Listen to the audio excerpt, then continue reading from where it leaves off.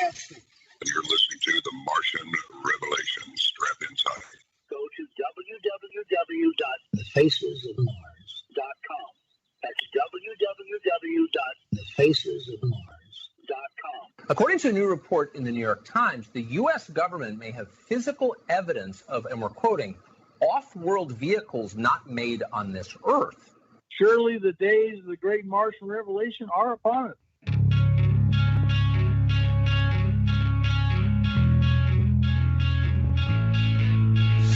Break the skin, 'cause I can't tell your body yet till none begins. Tear the flesh, awake today, feeling like some kind of masochist. When you manifest, release me. Yeah, you know your witchcraft, buddy, it's working on me. And I'm busting fast, we'll make it bleed. Yeah, I need your kiss like the ocean needs to breathe.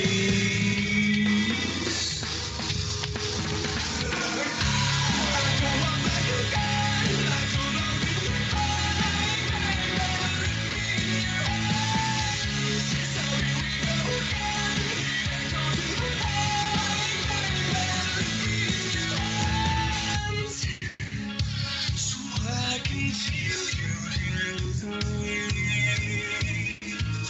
So that's when you kiss and now I'm born again. Bite your lip, wrap my hands around your head, pull you in. I can't catch my breath, same thing could be. Yeah, you know your witchcraft, honey, it's working out on me. So let's make a mess, tear up the sheets, everywhere breathe, send shit through me. So I can feel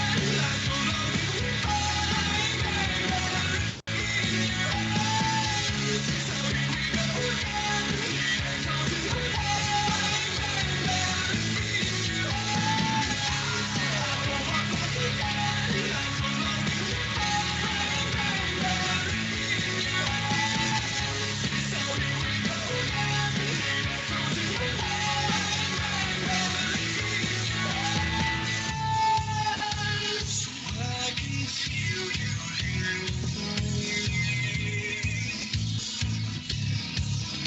So I can feel you here with me. So I can feel you near me.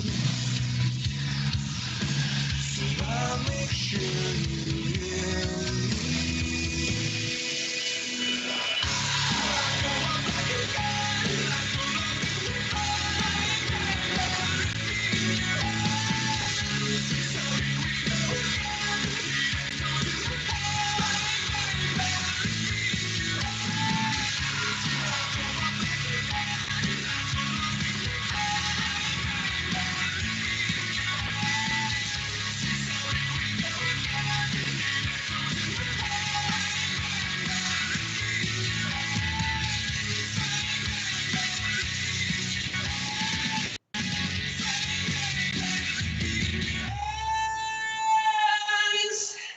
Yes, here we go again. The madness continues.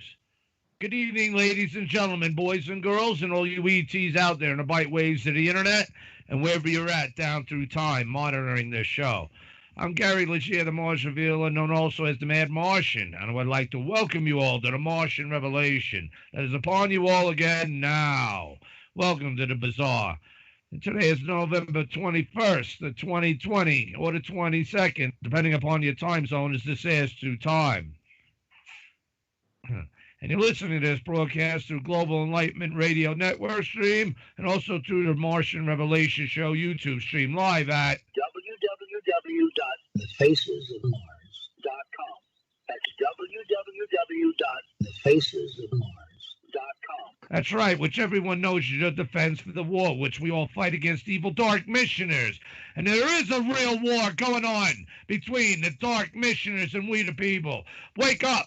And yeah, they are all leading you away from the light and the truth and manipulating you all instead to help you open your wallets and your pocketbooks to only join their dark side as special clubs and special subscriptions that only allows them more power to continue to mislead you all and to steer you all away from the truth that they themselves not wish to face or even admit to. Hell, let alone even talk about. Yeah, UFO Diaries. Faces on Mars. Cover up controversy. Down through time. Huge conspiracy. It is a conspiracy. Okay.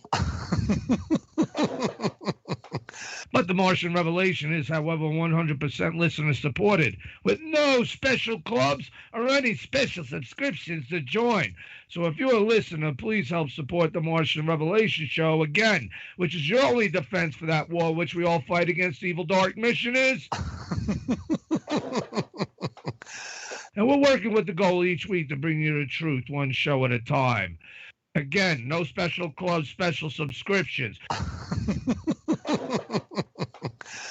Okay. So please share the facesofmars.com link. And I must also ask you, although, that you please donate to the show with anything that you can afford by clicking on the big red, white, and blue American donate button at the top of the show page to allow it to continue being here for you down through time, as it is because of you, the listener, of which makes the Martian Revelation possible to be brought to you all back through time. Yeah, I'm crazy, but so your listenership and your donation support actually counts, and it helps us all to not only fight, but to win against those evil dark missioners, as well as to secure a future which we all could literally make the Martian Revelation our reality. By what? By making our fate. But you know how else you can help make our fate? Is by advertising or sponsoring this show. You could advertise your business, your products, your books, whatever it is that you would like to advertise. Or even if you have a message that you would like to have advertised on this show, heard all around the world and kept in the archives as well, where it will always be heard. And those archives are hit constantly. But no special clubs or special subscriptions. So if you'd like to advertise on this show and sponsor it, you especially need to jot this down, marsrevealer@gmail.com. marsrevealer@gmail.com. That's my email. And using that email address of marsrevealer@gmail.com, you can send me messages, questions, music, or artwork, or guest requests, or even if you wish to request to be a guest, or anything else that you would like to speak to me about. Especially if it has to do with any old yet new image data showing other faces of Mars taken by the Viking orbiters from 1976/82. That was seen in a video that's also seen on the facesofmars.com page called UFO Diaries. Yeah, UFO Diaries. Cydonia, discover the Earth-Mars connection. It's only a 22-minute long video, and you'll be very surprised to see it was more than two-thirds of it. My name is Richard C. Hoagland. There was also the same person who encouraged me years ago to investigate into these images and to that video. And the dude is serious legwork, because I'm just too swamped at present. That was his exact words. Now, down through time, we're more acclimated. We understand what that means. What's Trump trying to drain now in the Patriots? The swamp. The dark side, the bad guys, the controllers, the ones that want to keep us down on the farm. So Hoagland was telling us in code back then, he was too swamped at present. He's part of the swamp, which does not want their secrets out. Again, and upon my follow-up investigations and that, getting to the producers. The fascination of the Faces on Mars for me, and my fascination with Richard Hoagland, who's been the big mover and shaker and all of that. The investigation led back to him, and then all of a sudden he wanted it stopped, to derail it. Not just derail it, but try to derail me, to destroy my life and this show. To prevent you all from seeing and knowing about the truth, or even just asking questions. No matter what still the truth is, questions need to be asked and answered to get to the truth. Not what you think you know, or what you think you want to know, or what you think the answers are, or to steer people in a certain way to think the way that you do while asking for special clubs and special subscriptions. And not allowing what the people would really want to ask, basic questions to get the truth of? Well, I'm suspicious. we got them from Hoagland, we got them from NASA, and there you are. I mean, one of them's going to say, yeah, those are ours. Which are our pictures. It led back to him. My name is Richard C. Hoagland. So when I say NASA, I want to be very clear. I'm NASA and you're not. And that's what the acronym stands for. The great mystery at this point seems to be if the Enterprise mission and its colleagues can find all this and so much more, then why can't NASA? Or is there something more? Is it possible that they have seen what we have seen and also understand what's really there, but have a reason to keep silent? He says to stop further investigation into mysterious pictures. Damn it, are you fucking with me? Mr. Hoagland says they are evidence of intelligent life. You need to get more down in the weeds and look at some of the weird stuff going on behind the scenes around. Those faces of Mars that are seen in that video are not seen in any NASA public archive, especially for Viking, as it literally took me a year and a half to process the Viking orbiter archives, and they're not in them. But the thing is, long story short, the producers, Charles E. Sellier of Once Grizzly Adams Productions, God rest his soul, and Lee Eric Shackelford had stated that Richard Hoagland provided those images. I mean, Mr. Sellier in an email wrote to me, too, these files came from Richard Hoagland. Why would he be needing them from us? Especially after all this time, I add. Since that video was made, it was released in '93. That means Hoagland provided them with those images before '93, at least. You know, a lot of people will think that your conspiracy theories make you stark raving mad. Well, I'm suspicious. I'm NASA and you're not.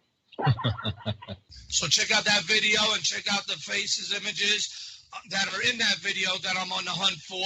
So if you're someone who works on the inside that knows about these images, The faces on Mars. or has access, or knows the information that could guide us to where they are, you can remain anonymous. Your anonymity will be respected and upheld, and we all respect you and commend you nuts for doing so in advance. I could be and will be your public sector. You can remain all of our private sector.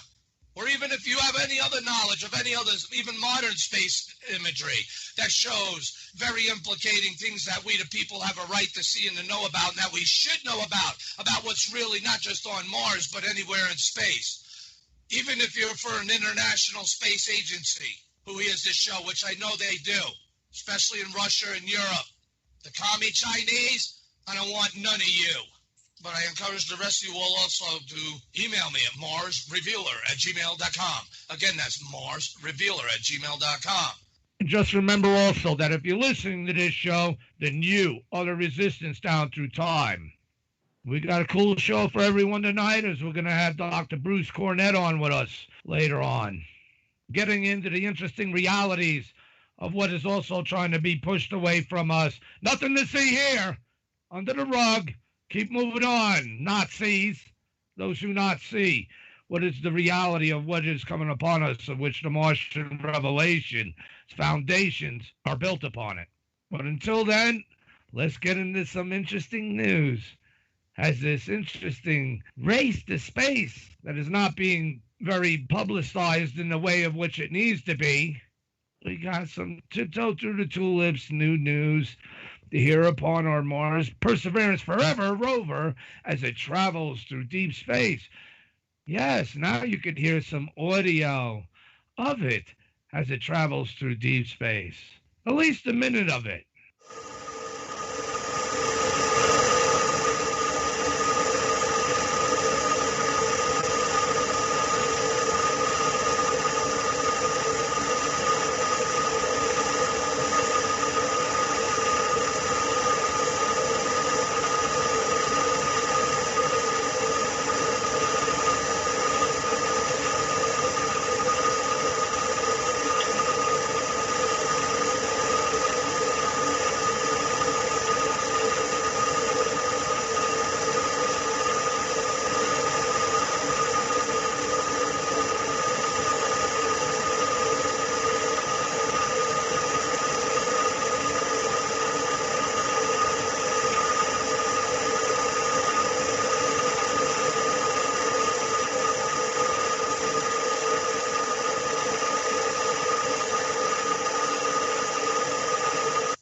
microphone aboard NASA's Mars 2020 Perseverance Forever rover has recorded the sounds of the spacecraft as it hurtles through interplanetary space, while another mic on board the rover is intended specifically to listen for the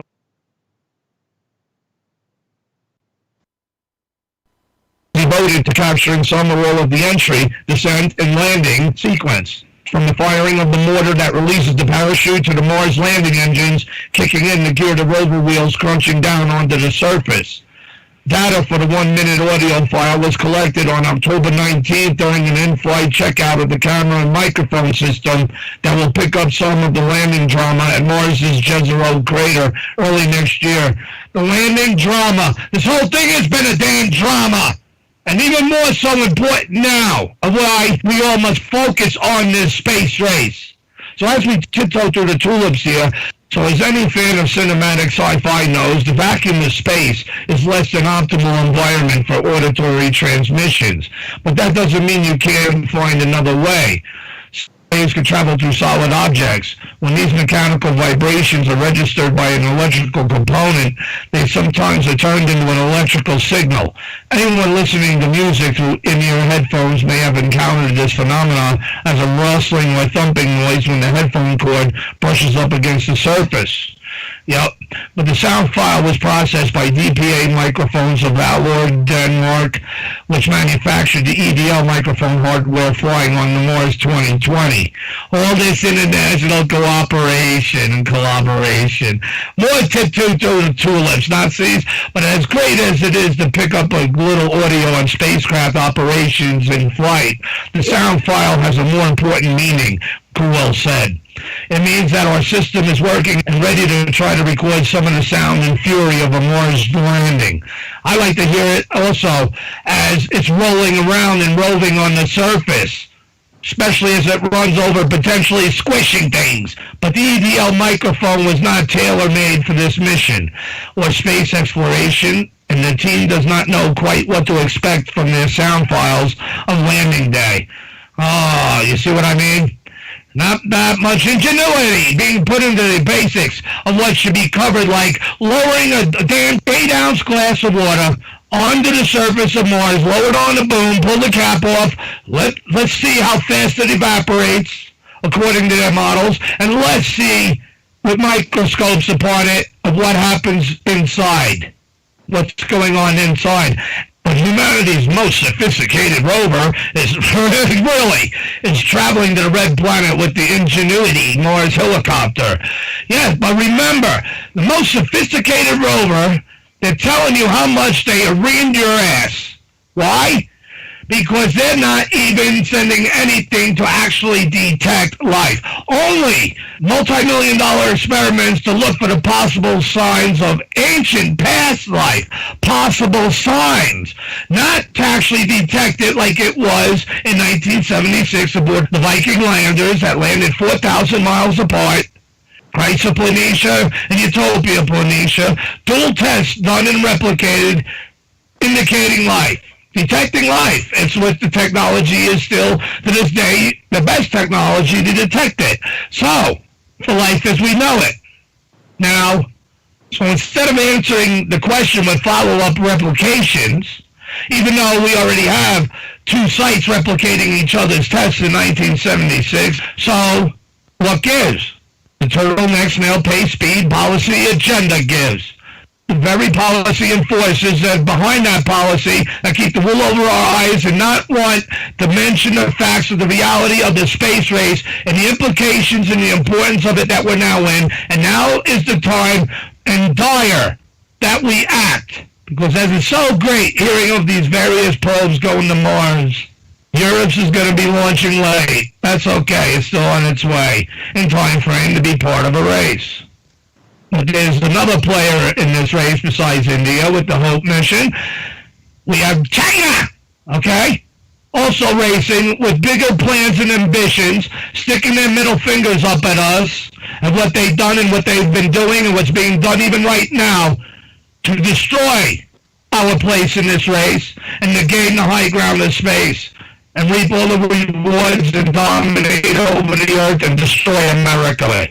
is everyone so happy of the science and progress of China's missions to space in a short time compared to our multi-decades-long race away from space? The Chinese are now racing and forging ahead, while the attack upon our country undergoes. Am I crazy? Well, again, tiptoe through the tulips if you want to. As China's Mars probe travels over 300 million kilometers. From November 18th, China's Tianwen-1 probe had traveled 300 million kilometers as of Tuesday morning. This past Tuesday morning, according to the China National Space Administration. The administration said in a statement that the spacecraft had been in good condition. By Tuesday morning, the robotic probe had flown 116 days in an Earth-Mars transfer trajectory toward the red planet, around 63.8 million kilometers away from the Earth, it noted. Yes, and notice the listeners of this show can appreciate, or maybe some not appreciate, what I say, and when I say, I hope it blows up. That thing needs not to get there. They're not out to give you the knowledge that it gains and attains. See, that's the difference. They're not out there to share the educational progress and prowess. This is a race of which is soon going to be all the more important to you all. You need to wake up, and why we must win as a nation. Not international collaborations and cooperations by international collaborators.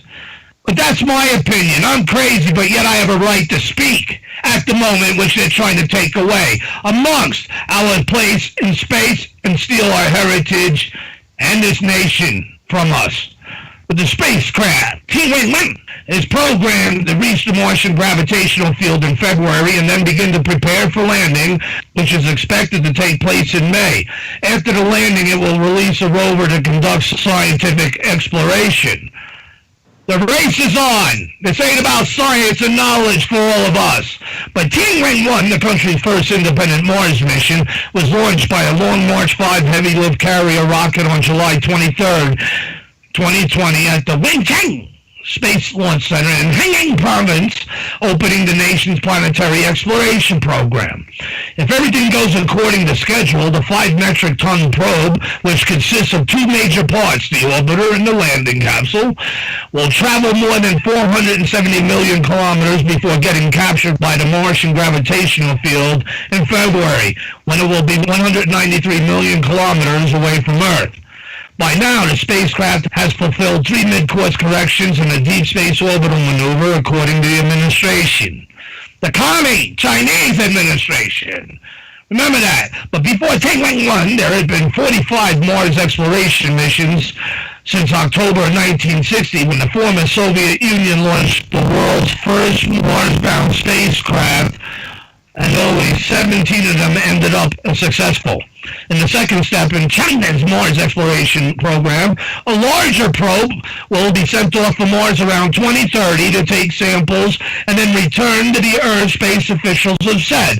Now listeners to this show can see the bullshit right there and the importance, and might appreciate how I feel when I say about the race being on, because what have we been also listening to of the shovelfuls of shit being shoveled to us by NASA policymakers? Remember what the same ones that have said, always, they're only looking for the possible signs of possible past life, despite the evidence of its own robotic eyes, and anything that it may see that would show and suggest otherwise. They've already stated, remember everyone, that they're going to roll on by to only focus on, pun intended, their objectives to the mission. Now, if they ain't doing that, what do you think the commie Chinese will be doing, number one? Okay? And also, the time frame of how NASA's been talking about, even internationally, still continuing to collaborate and cooperate with people trying to destroy this nation and take advantage of us and steal all our shit.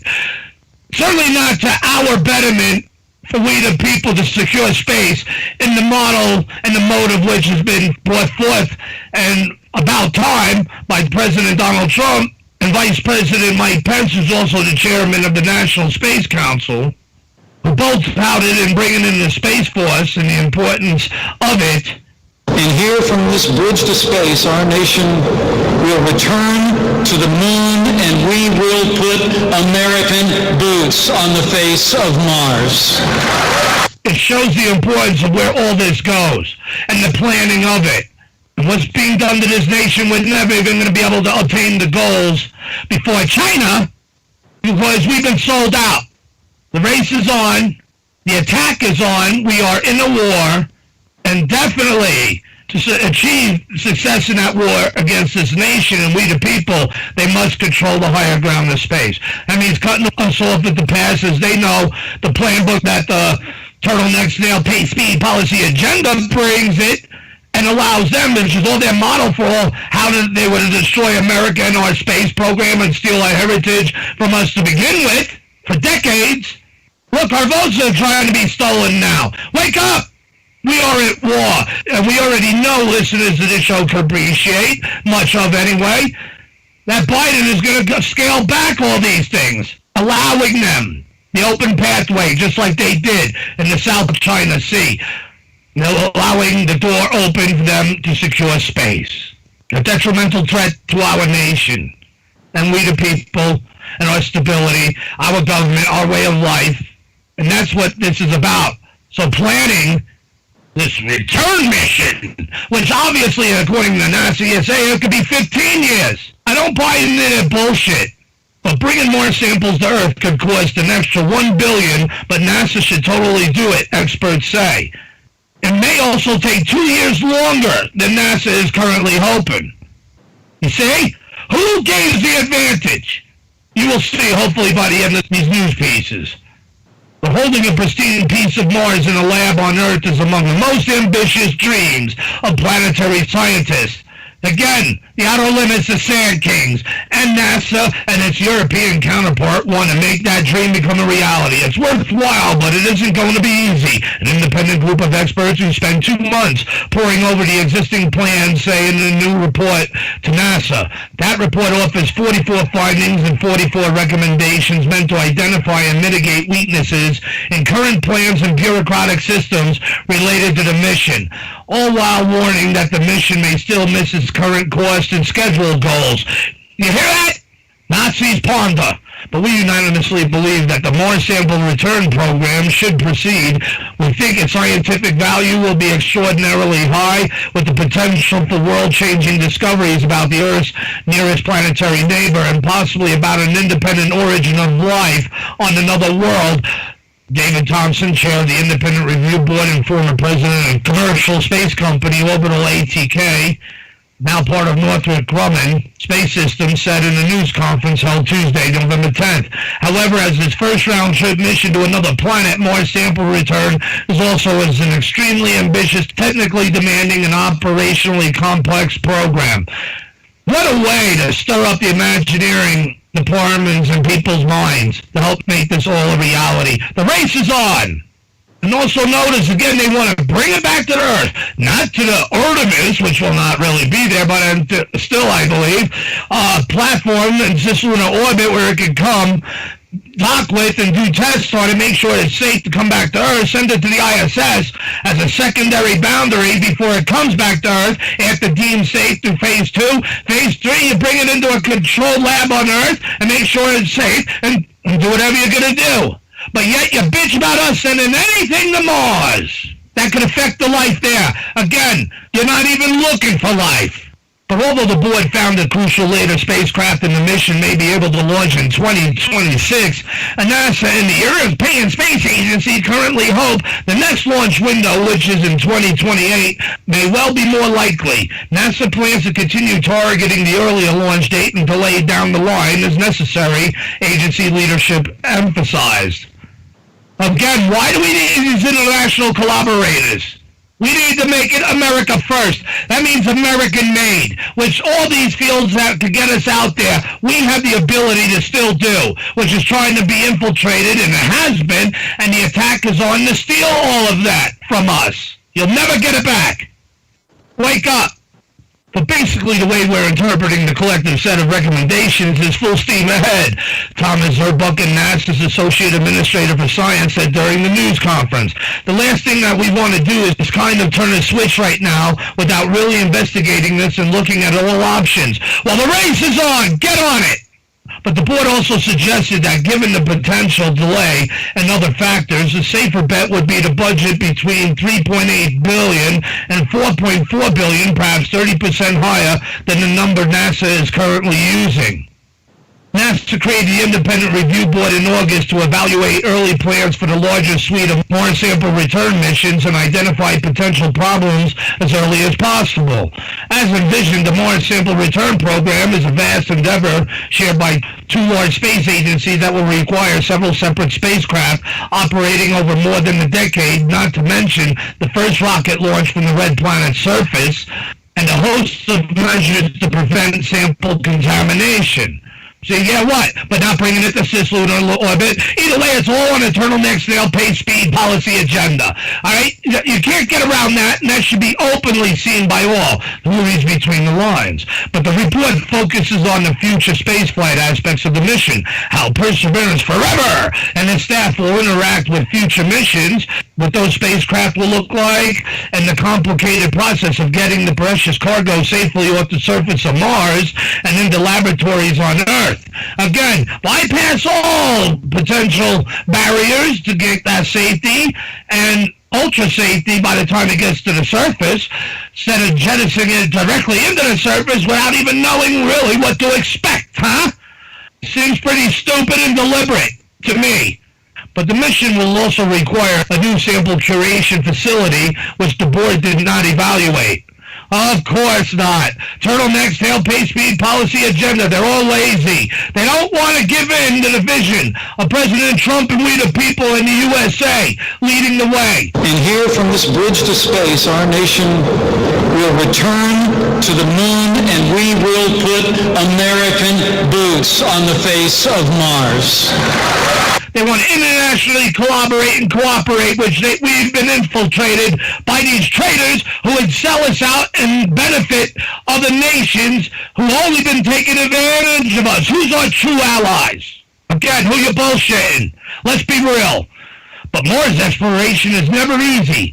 The red planet is notorious for its tricky launch calendar with favorable opportunities spaced 26 months apart, slow communications, and perilous landing conditions. All right, but it's not impossible. Stop trying to slow us down. But every mission to Mars has things that we're worried about, Jeffrey Gramling, NASA's Mars Sample Return Program Director, said during the news conference. NASA and ESA also hope to launch the mission while the Mars 2020 rover Perseverance Forever, currently on its way to the red planet, is still operational. The rover will land on Mars February 18th and work on the red planet's surface for at least one Martian year, which is 687 Earth days, although many of NASA's robotic explorers have remained active far longer than the duration of their primary mission. And it's not like NASA has a ton of free time on its hands. Really. The agency's two key spacecraft manufacturing centers have their hands full with other ambitious projects like the James Webb and Roman Space Telescopes and the Europa Clipper mission. And I say we need to expand these various space exploration agencies into one centralized effort of we the people, which will add many more jobs and get many more things done on a pace now that needs to go beyond turtleneck snail pace policy speed agenda. As listeners to this show appreciate one, hopefully new ones will come to understand. If not, I don't know what to tell you. But we're going to make our fate and usher in the Martian revelation. So the review board recommends a host of measures to ensure that NASA shares the work between its centers carefully and can build on previous experience. The only reason we did it is to enhance our opportunities to be successful by opening our eyes wide, Zurbuchen said, of the independent review process. I want us to really challenge ourselves for missions, but we want to do so every time by keeping our eyes open and learning from every opportunity we have. To what? To internationally collaborate? It's kind of like an admission of guilt there. The only reason we did it is to enhance our opportunities. Yes, whose opportunities really at heart?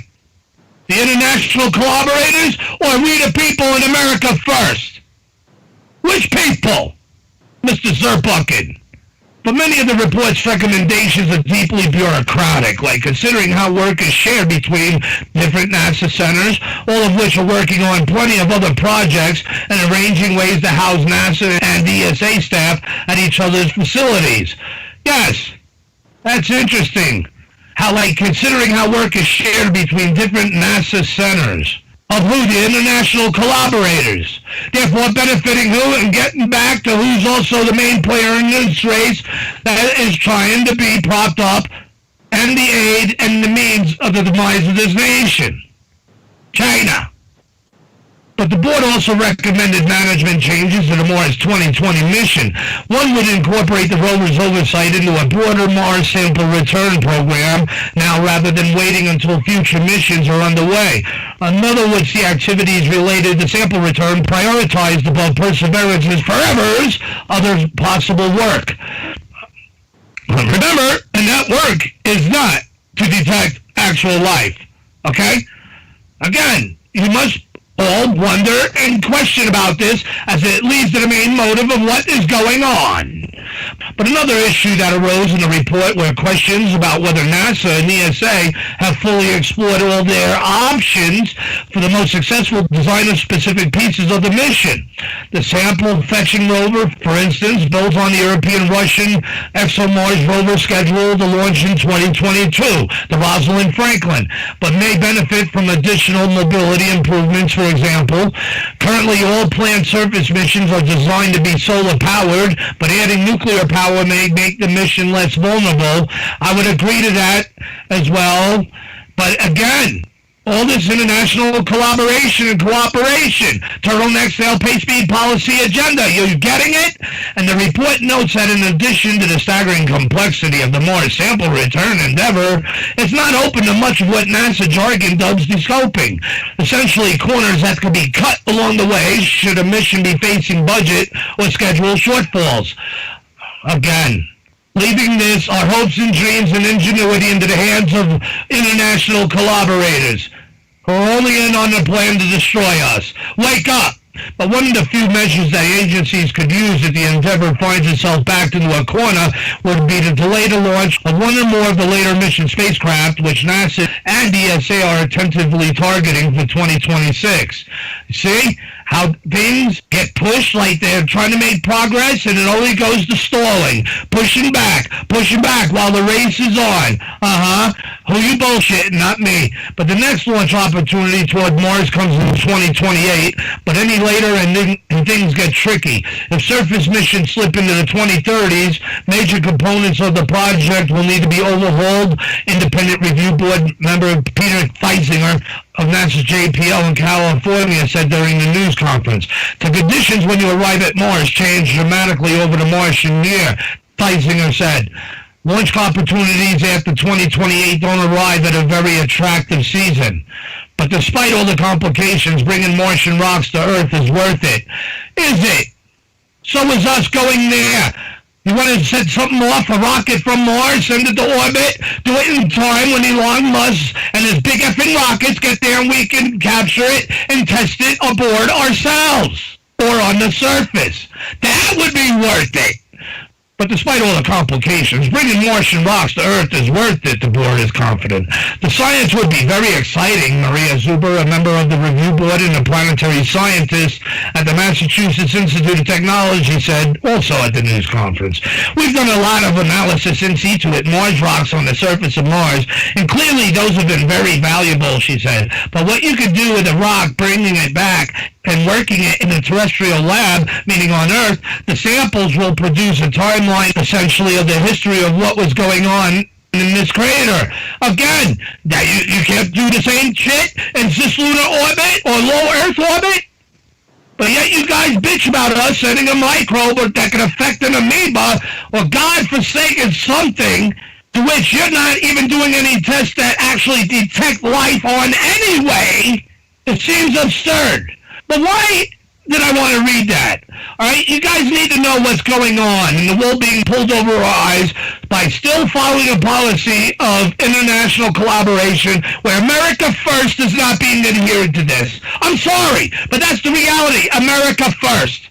You don't like it? Tough shit. My right to it, because it's true and it's right, and we're in a fight, especially when considering, written 2 days ago, China rolls out Long March 5 rocket for Chang'e 5 moon sample return mission launch. Yes, though it's still the moon, another sample return, they're forging right ahead. And guess where they got the majority of this technologies and abilities to be able to do this so that they could take the lead. An existential threat to this nation that we must secure and protect, not only for this nation, but overall the homeland, which President Trump said one day will become more meaningful than just this nation. But China's most ambitious moon mission to date is on the path ahead of its planned launch next week. A heavy-lift Long March 5 rocket topped with the robotic Chang'e 5 lunar sample return spacecraft rolled out to the pad at Wenchang Space Launch Center in Henan Province on Tuesday, November 17th. Chang'e 5 is scheduled to lift off on November 24th, according to a NASA description of the mission. Official Chinese sources have said only that the launch will occur in late November. The 18,100-pound spacecraft, which apparently consists of 4 modules, will then make its way to the moon. 2 of the Chang'e 5 modules will remain in lunar orbit. The other 2, a sample collector and a descent vehicle, will touch down in the Mons Rumker area of the huge Oceanus Procellarum, the ocean of storms. Why can't they just say that? Instead of this Latin crap, a vast volcanic plain that has been explored by a number of other moon missions, including NASA's Apollo 12 in 1969. If all goes according to plan, Chang'e 5 sample collector will use a robotic arm and a drill to snag about 4.4 pounds of moon dirt and rock, including material that will be sourced from up to 6.5 feet underground. Boy, sounds familiar, yet turtleneck sail pace speed and policy agenda like the mole on the Mars Insight lander. You can't get a better term than turtleneck sail pace speed policy agenda. Look, they're sending something to the moon on a much shorter time scale, going up to a depth of feet, granted halfway up to what you guys were expecting with the mole. Don't bet on it. And they're going to succeed. There's a lot of copycat and first going on. We're in a race, and they're going to build up their prestige. Remember, we've already been sold out. They're on a planned policy that has to be changed to make it America first. Not international collaborators or any one world order, or especially the Chinese. But the ascent vehicle will then launch this cache to lunar orbit, where it will dock with one of the orbiting modules and then be integrated into the other, which will hold the stuff back to Earth. Again, back to Earth! Just send the shit back to Earth! No problem, according to the NASA description. The moon samples are scheduled to land in China in mid-December. Isn't that interesting? The touchdown will be historic. Humanity hasn't returned any material from the moon since the Soviet Union's robotic Luna 24 mission did so in 1976. Comet and asteroid samples have come down to Earth since then, however, and yet more collected space rock material will be delivered in the near future by Japan's Hayabusa 2 and NASA's OSIRIS-REx missions. Chang'e 5 is the 6th mission in China's Chang'e program of robotic lunar exploration, which takes its name from a moon goddess in Chinese mythology. The Chang'e 1 and Chang'e 2 orbiters launched in 2007 and 2010. In 2010, and Chang'e 3 made the nation's first soft moon landing in December 2013, putting the lander rover Duo down on the lunar near side. The Chang'e 5T1 mission, which launched in October 2014, sent a prototype return capsule on an 80-day trip around the moon to help prepare for the upcoming Chang'e 5 mission. Boy, they're really forging ahead. Where are we? Huh, Artemis? Who you bullshitting?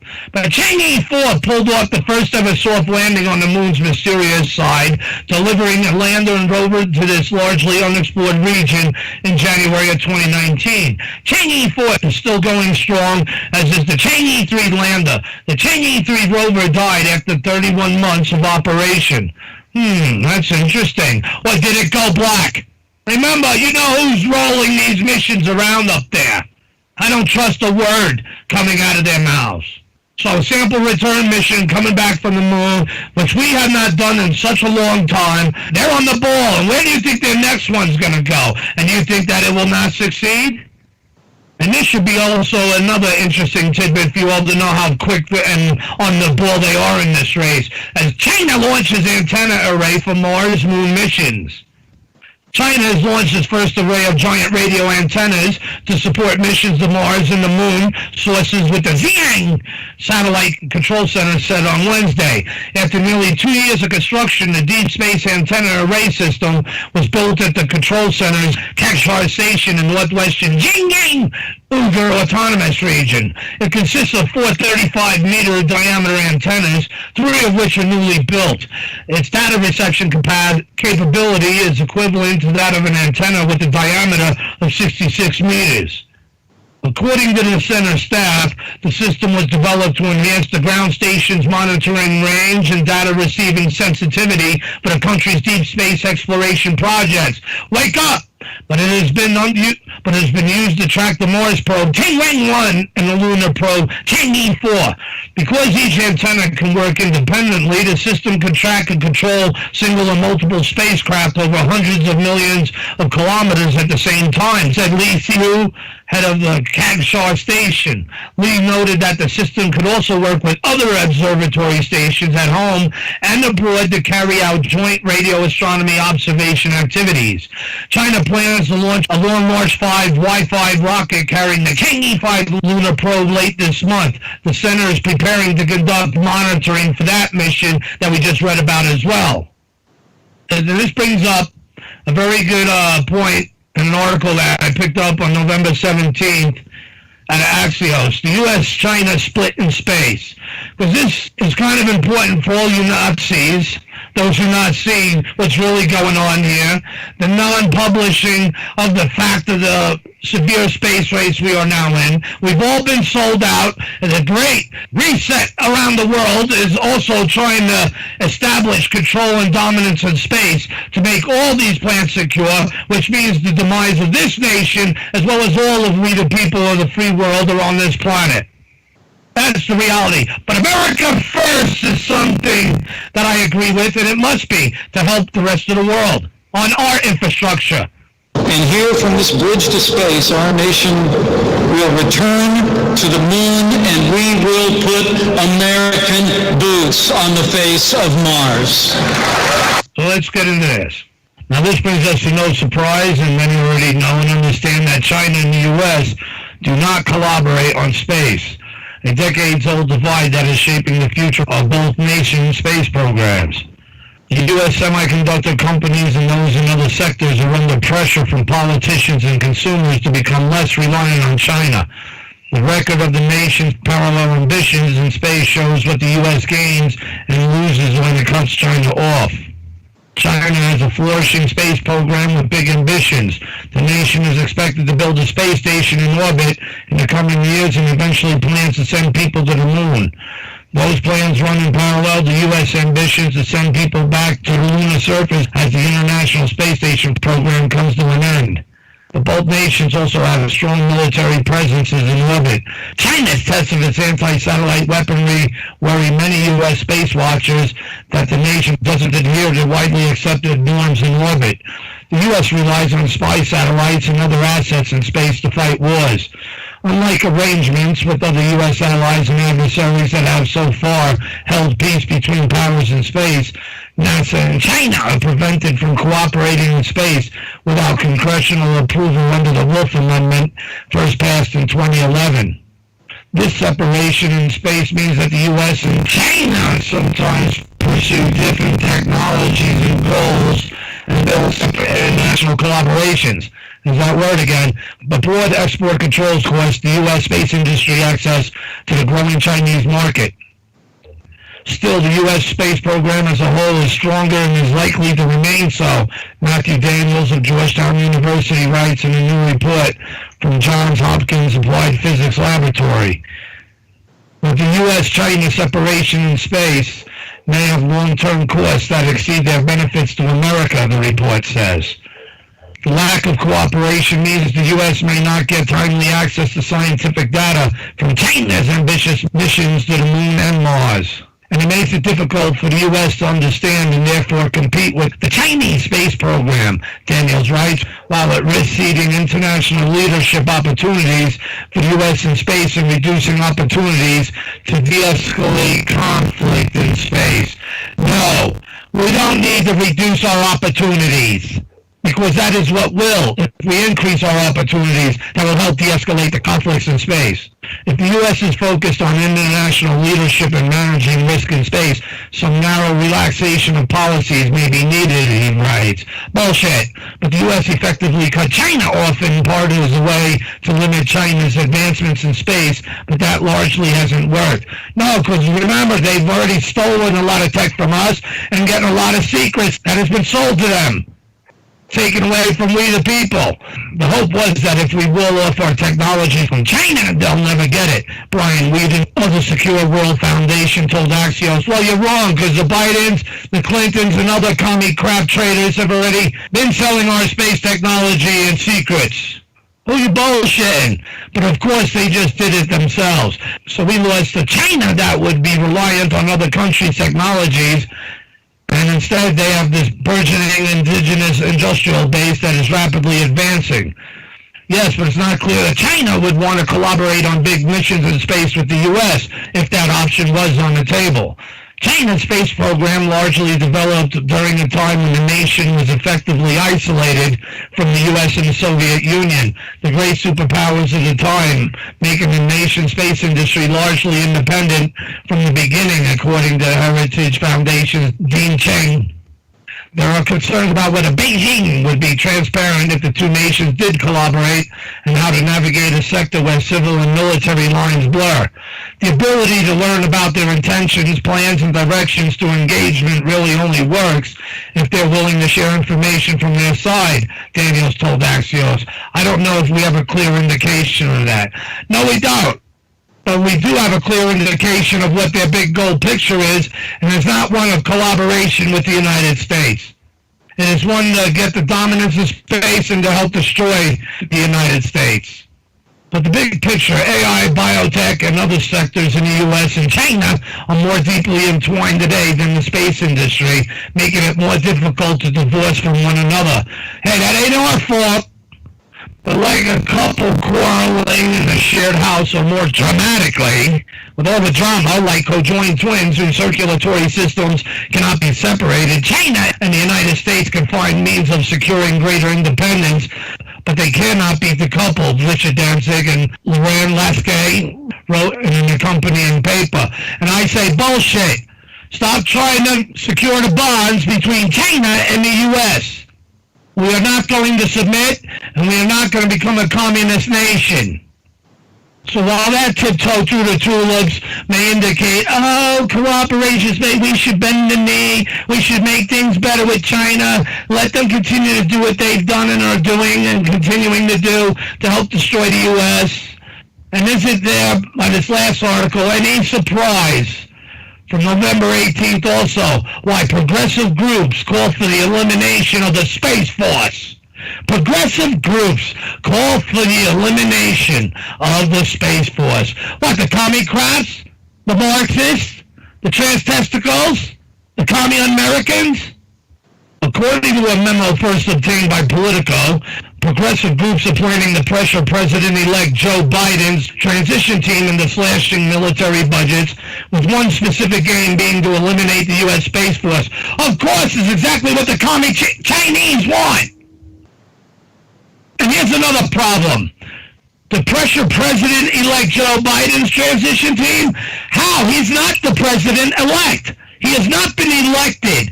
They're claiming that victory, and it's not up to the media or them and their administration team to transition to anything that they have not been deemed yet elected.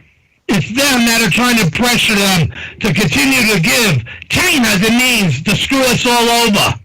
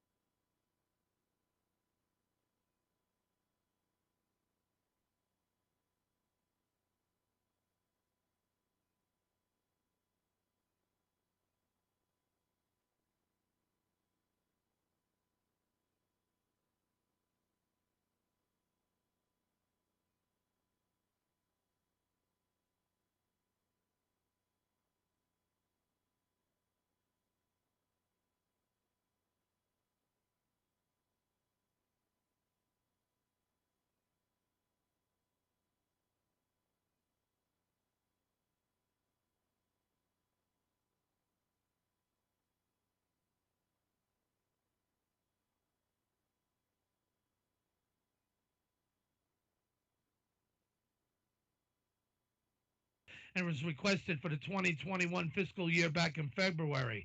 It's also dwarfed by the Pentagon's overall $740 billion budget.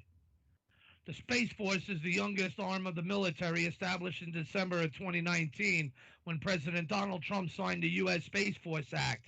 Congress made the decision permanent with the 2020 National Defense Authorization Act. The service's main mandates are rather murky. It's focused on protecting U.S. interests in space, including the overseeing and development of satellites and deterring aggression in space. And I'll say mainly by the commie Chinese, as well as Russia and Iran and other potential threats. But President Trump has done little to pin down the group's mandate, often falling back on verbiage about being number one in space.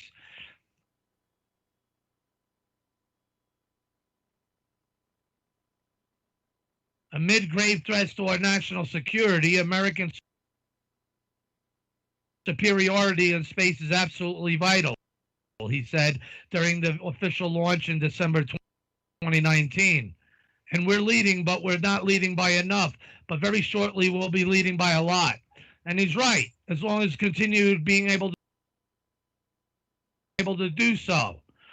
But the service has already faced a good deal of criticism over its short history. Early on, it was deemed a bureaucratic mess in search of a problem by the media and characterized as a reshuffling of existing personnel more than anything concrete.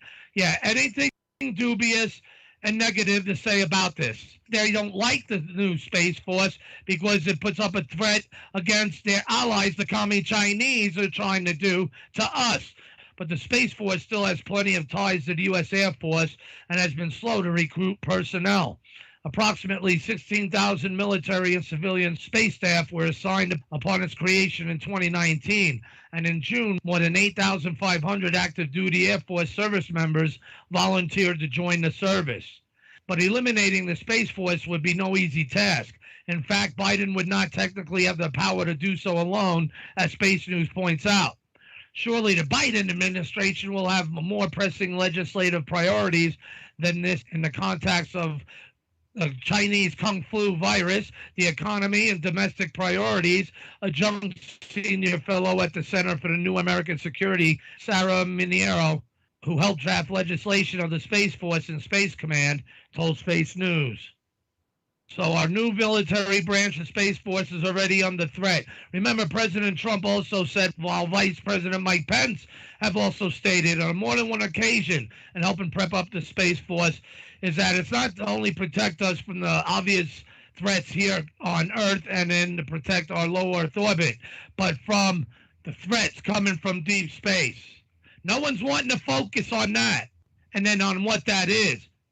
But yet we're getting Pentagonal confirmations that UFOs, or otherwise known as UAPs, unidentified aerial phenomena, is now deemed as valid and acknowledged by the U.S. government. And no one wants to put the pieces of that picture together. And there are the forces here on Earth that do not want us to know or see about what that big puzzle picture looks like. And who better to speak about that than our guest tonight, Dr. Bruce Cornett. Well, I think that's enough news. So I would like you all to please go to www.thefacesofmars.com. That's www.thefacesofmars.com. And please scroll on down the page and see the information about tonight's guest, as well as the link to his website, as well as his video for Cydonia 2 report. And under that, you can click on my buddy Larry Bowen's creamy garlic mushrooms recipe for people packing and smoking them on this show. Another great recipe for these bizarre nights of the Martian revelation. So you can continue to scroll on down the page, check out that new face of Mars I had found called the Face of Acidalia. Actually, it's really in Cydonia, but border Acidalia.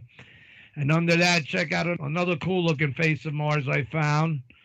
And under that one, check out this cool mound, a pyramidal-type mound with a tetrahedral on top. It's pretty wild-looking. That is not natural.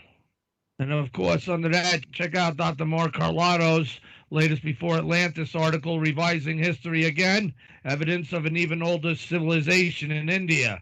And be sure to click on the link to check out his book, Before Atlantis. And, of course, there's other things there to do on the page. Don't forget to check out UFO Diaries and those Faces of Mars I'm looking for. And also be sure to check out Rami Bar-Ilan's cool exclusive Mars images.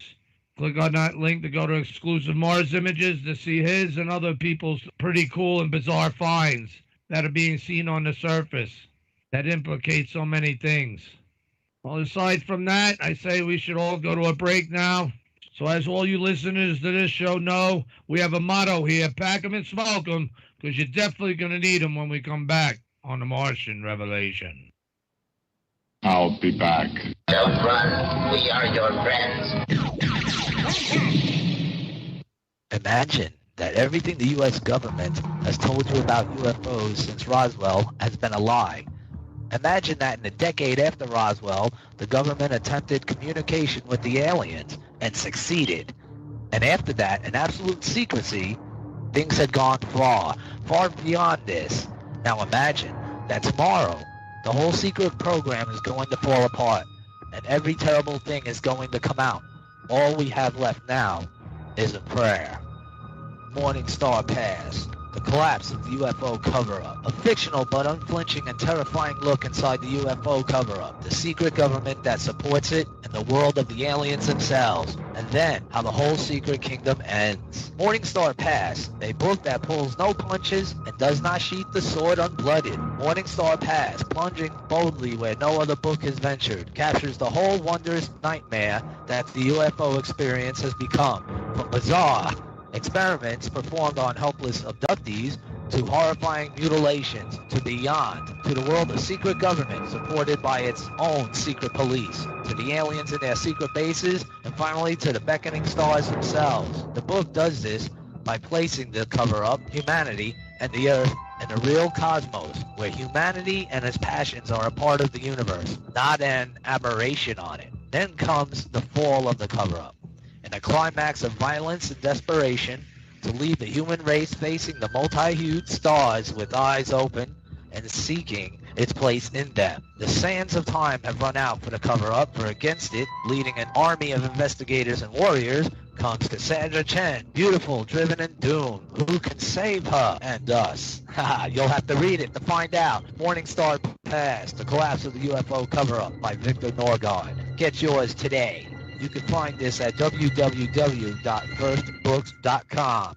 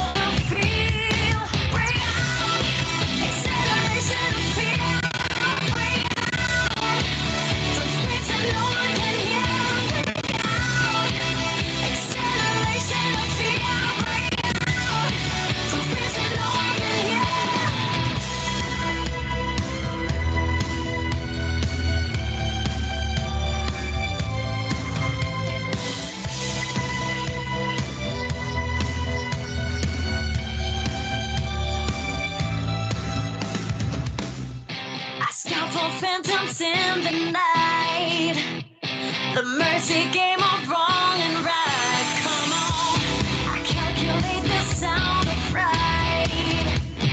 Someone's gonna pay. Bring out acceleration of fear.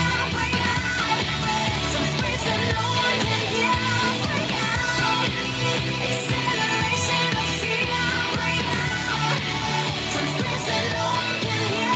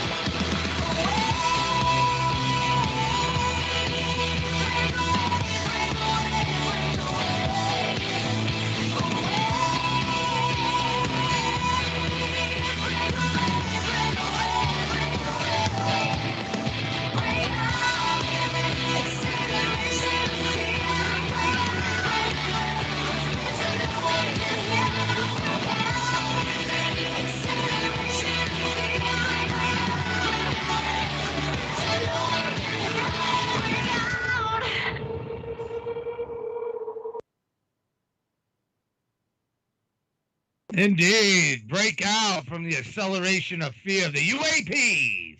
Now that you all packed them and smoked them, welcome back, everyone. I'm Gary Leggiere, the Mars Revealer, known also as the Mad Martian. And of course, you're listening to the Martian Revelation that's upon you all again now. So let's introduce our guest, Dr. Bruce Cornett. Dr. Bruce Cornett received a bachelor's associate's degree in 1970 in biology from the University of Connecticut, a master's degree in 1972 in paleobotany from the same university, and graduated from Penn State in 1977 with a PhD in geology and palynology. The study of fossil spores and pollen used to age date rocks. That's interesting. But he spent 11 years in the oil industry working for Gulf Research and Development, Exxon USA, Mobil Oil Corporation, and Superior Oil Company, all in Houston, Texas. Between 1981 and 1982, his own independent exploration company, Gemini Oil, Inc., which drilled for and found oil in Eastern Virginia. I guess there was oil in Demdar Hills, but between 1988 and 1993, he held a research position at Lamont Doherty Earth Observatory, part of Columbia University, and was the well site geologist for the Institute's Newark Basin Coring Project in New Jersey, for which he described and photographed 28,000 feet of late Triassic to early Triassic cores. That sounds interesting. I wonder what was found, if anything. He is profiled on ResearchGate and has published 48 scientific articles and research papers, 3 books, and numerous abstracts on subjects in paleobotany, palynology, and geology.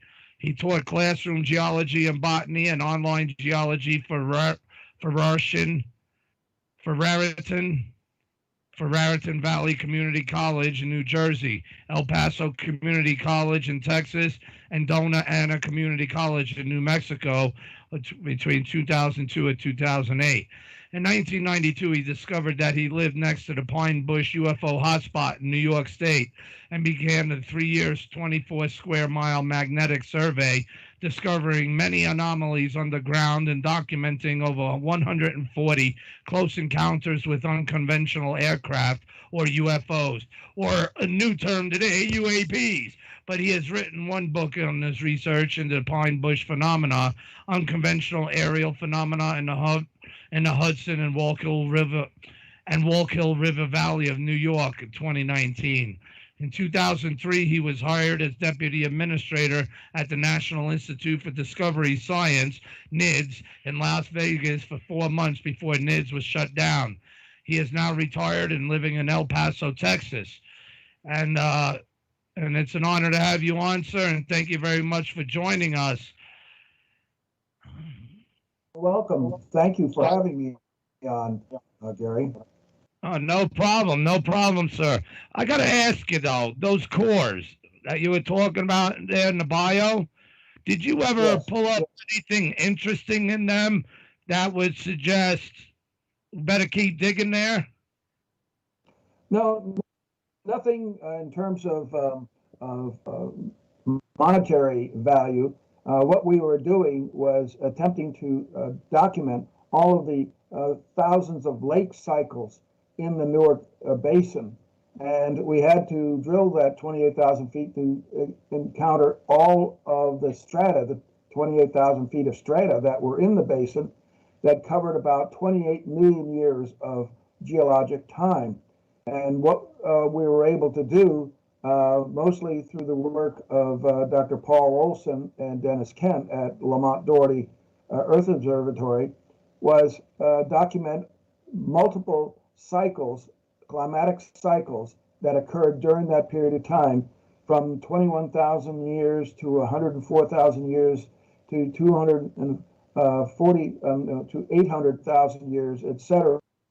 These overlapping Milankovitch cycles are continuing to occur today, and we were able to use those cycles to be able to age date the cores down to the nearest 10,000 years, which is extraordinary. And what it basically showed us is that the Earth had a climatic type cycles just as it does today.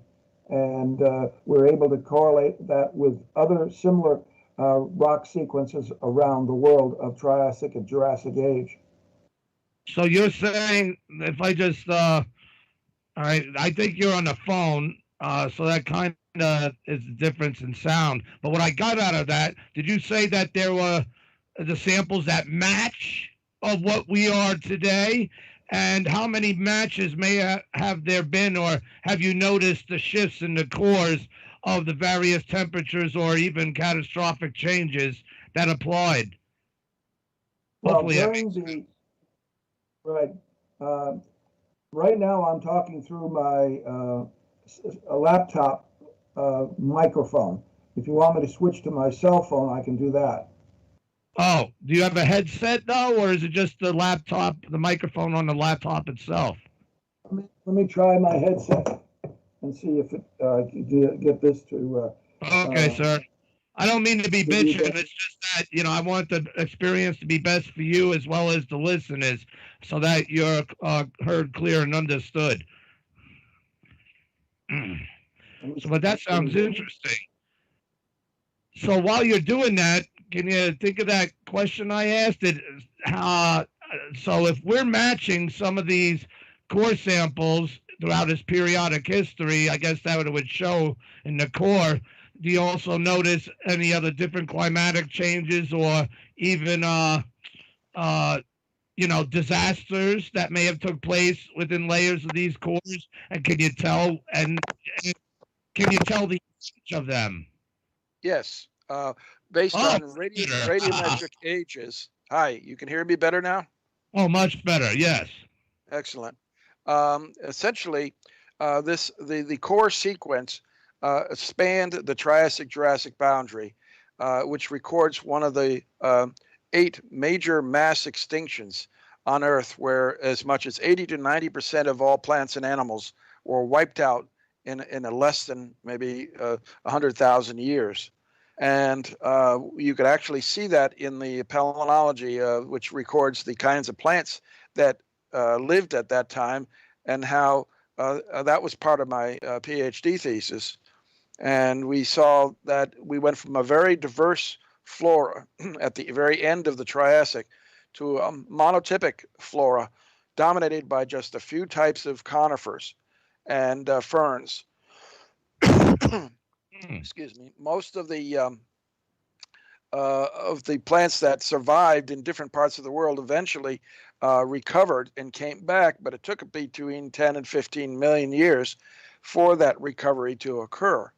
Also, most of the Triassic types of reptiles became extinct, and the dinosaurs had an opening to become dominant. So you could say that this was the time when the age of dinosaurs began. Now, the climatic cycles, based on precession cycles, as I indicated before, like 21,000 years, 104,000 years, all the way up to 800,000 years, and even 2.3 million years cycles. Similar cycles occur today. They're called Milankovitch cycles.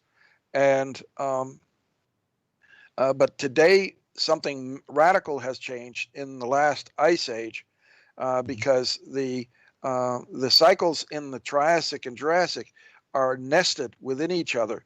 In other words, 5 times 21,000 years gives you the next eccentricity cycle of 105,000 years. 4 times that gives you the next eccentricity cycle, and et cetera, et cetera. But today, we have the smallest cycle alternating with the next biggest cycle. So the bigger cycle of 100,000 or 108,000 years is the duration of the ice age, and the 21,000 years is the duration of the interglacial. So we're right now. I'm sorry, sir, but now while I'm trying to understand this, and for the listeners, especially me, I didn't go that far in school for all that. But now you say ice ages. Now, can that be attributed by what is found in the core? Yes, there's definitely an ice age, or ice or the material compared to things in the past where would it be we color or material that you detect? We didn't have any ice ages during the Triassic and Jurassic. Okay, no ice. In fact, very little ice caps at all. So the pattern would be different in the core. Is that makes right that... today? Right, but today we have these cycles alternating, Right. and so that the pattern is very different today than it was 200 million years ago when these cores were deposited. These sediments were deposited. Wow. So does it look like the Earth is more fluctuating toward that pattern from which it was not in the past? And is that a good or a bad thing? Well, back during the Permian, all of the continents were joined together to form a supercontinent called Pangaea in the southern hemisphere, while the northern hemisphere was mostly open ocean, maybe with some island arcs, etc.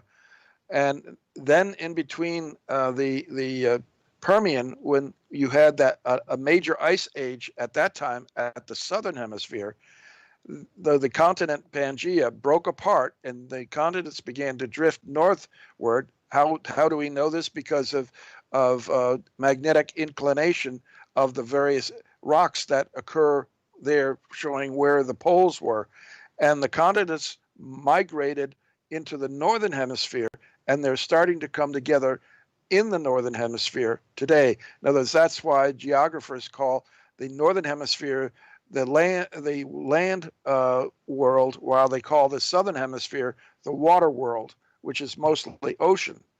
And that's why we are getting another ice age now in the northern hemisphere. So this was going to continue on in another 10,000 years. We're right in the middle of the Holocene interglacial. In another 10,000 years, another ice age will begin. And this will go on for over 100,000 years with ice caps growing. I wonder if these layers in the cores that you guys took, I wonder if that could show evidences of the magnetics polarities at the certain epoch in time. Would that also be locked into stone for those time frames? Absolutely. That's crazy. No, absolutely. Dennis Kent did the paleomagnetism, studied that in the cores, and was able to determine how often the Earth's magnetic poles flipped. In other words, North Pole became South Pole, and the South Pole became North Pole magnetically, and this happened many times during that 28 million years. And that was found in the cores too? Yes, yes. And all of that has been very well documented scientifically. Many papers have been written on this. Does it match up to the ice ages or beyond that even? Well, the Permian ice age ended about 250 million years ago. And then you had a mass extinction at the same time, perhaps the largest mass extinction in the history of Earth, where 95% of all life forms were wiped out, and everything had to start over again. Wow. Interestingly enough, that representatives of most of the plants and animals that existed during the Permian did survive, so they ended up evolving and repopulating the planet. That raises implications, and it makes me think, sir, not to keep jumping around on subject, but I think it's on subject, because this dilemma and of the policy of which they want to bring material back from Mars to Earth without cislunar orbit as the first phase, low Earth orbit as the second phase, then bring it to the Earth. They want to bring it back directly to the Earth. Now, just pieces, not any cores. Cores, I think, would be better examples to where if we were able to get such a core, sir, like you discussed and you studied, would that be able to give us a better understanding of the actual geologic or catastrophic past of Mars, whether natural or nuclear? Or any other type of scenario? Absolutely. That hopefully we'll eventually get to the point where we can drill cores on Mars and determine its history over hundreds of millions, if not billions of years. And, there are a lot of questions, as you know, about what happened on Mars, what wiped out its oceans and its atmosphere. And there seems to be some indication of some airburst massive nuclear explosions based on, and that's xenon. Right, the Xenon 129. And that still could have come as any natural or unnatural causes upon the planet's history for when that time happened. See, just like here on Earth, all these different epochs and times, it shows in the core. That's why it would be so interesting to figure out Mars, because in that core, I think we would be able to detect, well, all right, has any xenon or anything else been dropped even in the previous epochs, or catastrophic zones that we could see in the cores that, well, far-fetched or not, I mean, these are, again, many questions just flow through my head, and I can imagine what you think, sir, when you know all about this crap. Right, exactly.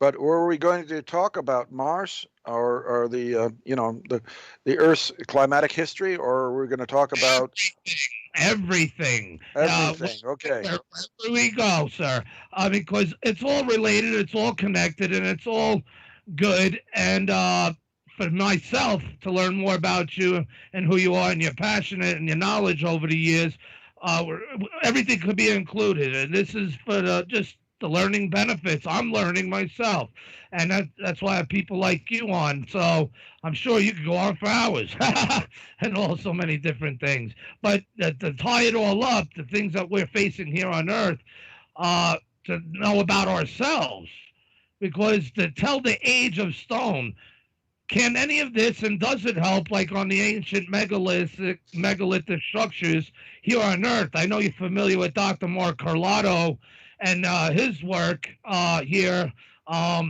in terms of before Atlantis, and continuing addendums on his website, beforeatlantis.com. He shows and talks about the placements of many of these structures on various north-south polar lines, magnetic poles, whatnot, previous north polar points. And so I think all this is related. So I think that's what I'm trying to show you as an analogy, sir, how all of this relates, and especially to Mars as well, potentially. I think Correct. you've done some work there that shows some implicating features of what we see on Mars potentially seen here on Earth. But I apologize. Well, there is more connection between what has happened on Mars and happened on Earth than many would think, because we've already found meteorites that have come from Mars, where larger meteorites struck Mars and blasted off some of the pieces of the Mars surface and sent them out into space. And eventually they wound up here on Earth. And that's where they found that rock in Antarctica that contains evidence of microbial life on Mars.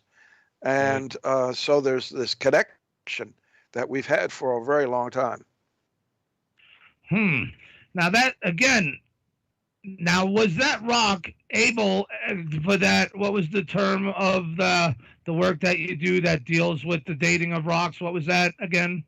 Radiometrics is using isotopes, radioactive isotopes of your uranium and thorium and potassium and things like that to age date through the half-life and how much of those minerals are still remaining in the rock and how much of their decay products are there. So sorry, sir. So you could detect the basic age of that material to say, hey, this is for sure such and such millions years old. Well, usually the half-life is so crude that, you're lucky to get within maybe 1 to 2 million years of the actual age of rocks on Earth, igneous rocks mostly. And that's what we're we were age dating some of the rocks on the cores here in New Jersey based on radiometric dates of the basalt flows that occurred at the Triassic-Jurassic boundary. And then they found igneous intrusions in some of the oldest rocks in the basin, and those were dated to give us a full width or period during which those sediments were deposited of about 28 to 30 million years. And the radiometric dates, though, are crude compared to the climatic cycles, where we could get a resolution of date down to about half of a precession cycle, or which was about 20,000 years. So we could get it to the closest 10,000 years in actual age, and that is something that has never been done before. You get an age date of Earth rocks to be that precise. Of Earth rocks. Okay. Therefore, going back to the question, can we actually determine the ages of these ancient megalithic structures around the world? Again, like Dr. Mark Carlotto points out in his book, can we age that? Can we age these? No, you can't. Not based on radiometric materials. I mean, the age of the stones that are used in those structures, those megalithic structures, you could determine their age, but that's not the age when the stones were cut and moved and used to build those ancient monuments. No, we cannot use that. And unfortunately, carbon dating only goes back accurately to about 70,000 years, not much more than that. And because radioactive carbon-14 is unreliable before any older, and you just can't get any good data from carbon in the rocks if they are older than about 70,000 years.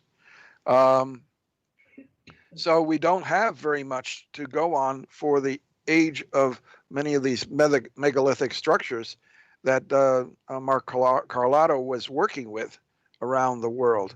There just isn't any organic material or material that was deposited at the time those stones were cut and assembled. So that's like the problem. Like the leaf that was found under the man-made so-called bricks, geopolymer bricks at the Bosnian pyramid, and then wow, that pushed it back to what was it, 20,000 years or something like that? Because that leaf, which is carbon-based, they could use that. Now, would you recommend that NASA? I'm going to focus on us. It should be America first. Should also apply in these multi-million-dollar tests that are not to detect life, but possible signs of ancient past life. Should they have a carbon time detector on that as well? Well, no. Quite simply because carbon-14 is based on life forms. It is life plant forms that take the carbon dioxide out of the atmosphere that has been irradiated, and so you get the isotope, the carbon-14 isotope, being incorporated within the organic material of that life form, and we haven't yet established organic life form material on Mars. Tell that to Dr. Gil Levin. But anyway, wouldn't that be a good test, since they're not actually meant to look for life or to detect it, but as possible signs? Wouldn't something like this, well, let's send that. If it doesn't pick up anything, it just furthers our models that there is no life, blah, blah, blah. No. I think there's too little we know yet about Mars to be able to draw those types of conclusions. That's one of the reasons why we have to send more probes and humans to Mars to be able to search for traces of life that are below the surface. Right, which is the key figure here on this turtleneck snail pace speed policy agenda of theirs. You know, it's ridiculous. We should be sending, like you said, multiple missions, multiple tasks, and then humanity itself to go there and then determine to do the carbon-14 test. And once we determine, either robotically or when we get there, that it should be used at that point. Is that what you're saying? Oh, we have to find life forms that grew there and existed there on Mars before we can use any carbon-14. What about like the meteorite, like you said, that had the old fossils? It wouldn't have it because it's too old, or there's just not enough organic material. It's too old. Yeah, much too old. It's billions of years old. And carbon-14 is only good. Carbon-14 only lasts, as I said, 70 to 100,000 years at most. And when you're dealing with something that's over 1 million years, you can forget carbon-14 or any other kind of radiometric dating, and except perhaps that xenon-129. If they were able to get enough samples of that, they could determine, just when those nuclear explosions occurred. That's right. And that would help solidify Dr. John Brandenburg's timeline of that. Again, give or take so many years is obvious because of the guessing work, but the thing is, it definitely happened because we wouldn't have that there. That only comes from intelligently designed weaponized detonations. No natural nuclear catastrophes could produce that, according to him, and I guess he would know. But right. And you probably agree to that too. So that is really interesting in the aspects. Now, we know too little of it. We know more verse than we do of that. But it would be great, I think, to set us on the right path if we could get a decent core drill of Mars and send that back, or at least a cislunar orbit or low Earth orbit, and then down to the Earth, to determine and try to match with Earth and see what connections, maybe even time frame of certain things going on, the planetary scales that could be noticed within the cores and the cores themselves, to compare them. Is that a good idea too, or again, I'm ignorant of this. I'm just trying to. You're talking about something that here on Earth has taken hundreds of years and thousands of investigators and scientists of collecting rock samples and fossils, and to be able to put together a history of life on Earth. It has been an enormous undertaking of humanity, right.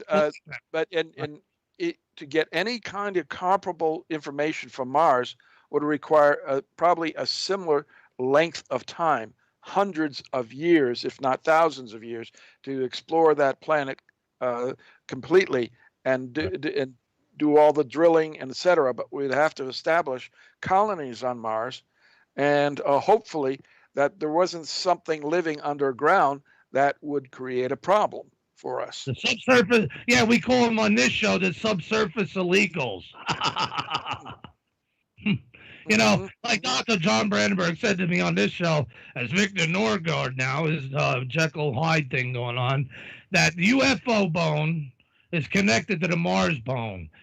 And that makes a lot of sense for me, especially as an independent Mars researcher, image analyst, etc., sees things there to which, well, that there's no reason why I could rule that out. You know what I mean? Though I come under flack by a lot of people, but not as much. It's looking far-fetched anymore compared to the past, especially regards to UFOs, UAPs, which you also have a lot of experience and knowledge and researching about as well. And that's why I'm fascinated, because it wouldn't be that far-fetched at all to make those connections. Am I right there, sir, regards to these advanced craft, or who or what, when, why? Well, presumably, if they have the capability of exploring space and they are visiting Earth or have been living on Earth, even on an underground basis for thousands of years, that they would be able to go to Mars and have colonies on Mars. They would probably be underground simply because the surface is too hostile.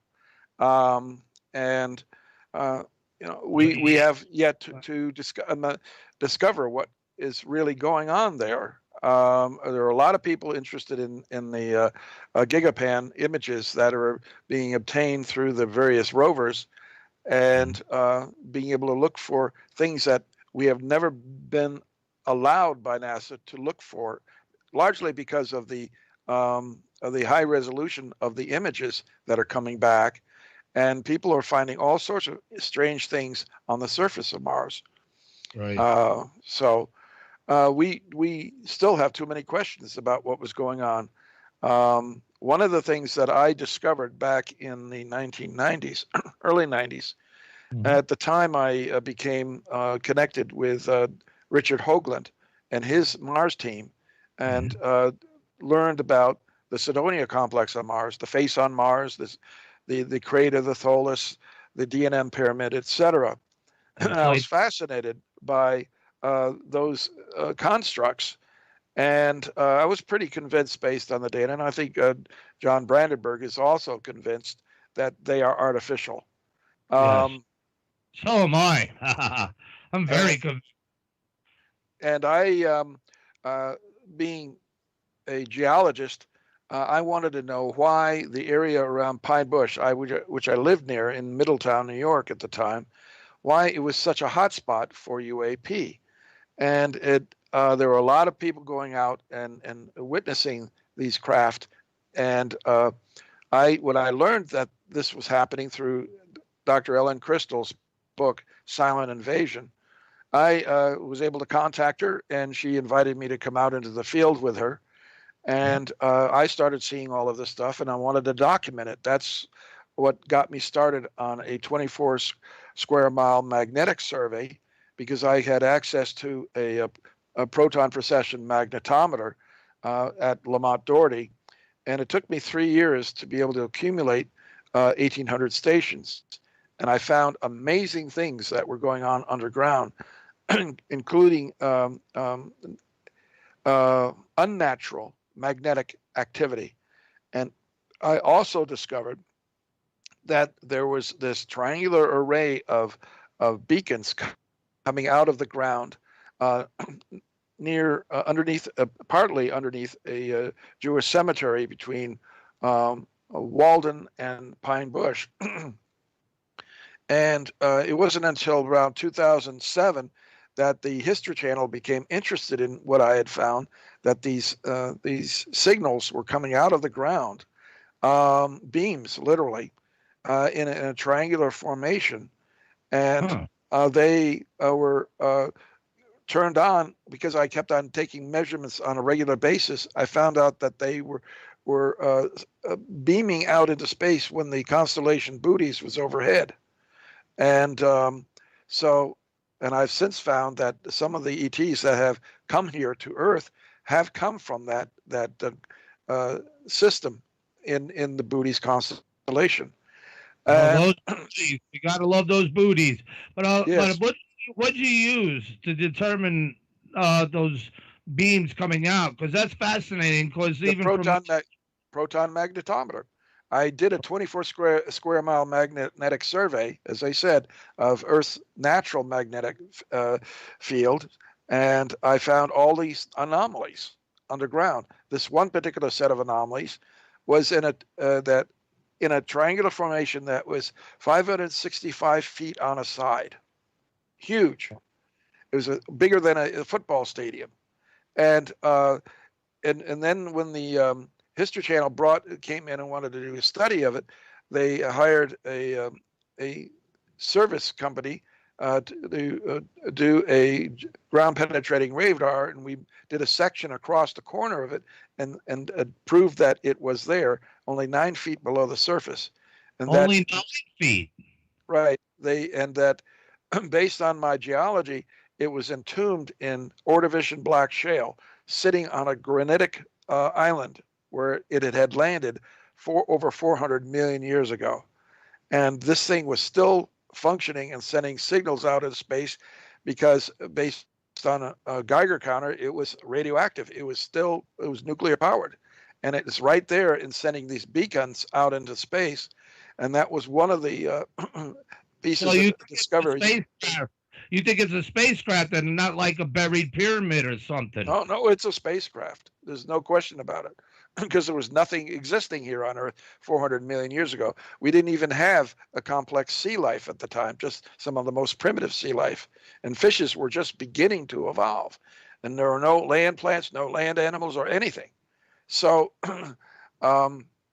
at that particular time, I found other evidence of these signals coming out of the ground of other possible alien probes.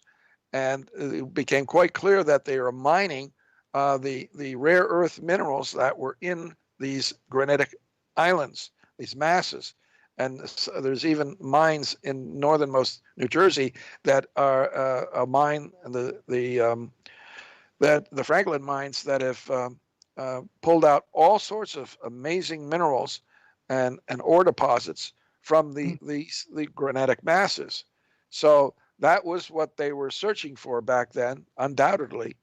And they just stayed there. And the sea, when the sea level rose or the island sank, they became embedded and entombed in the ocean muds that covered them up.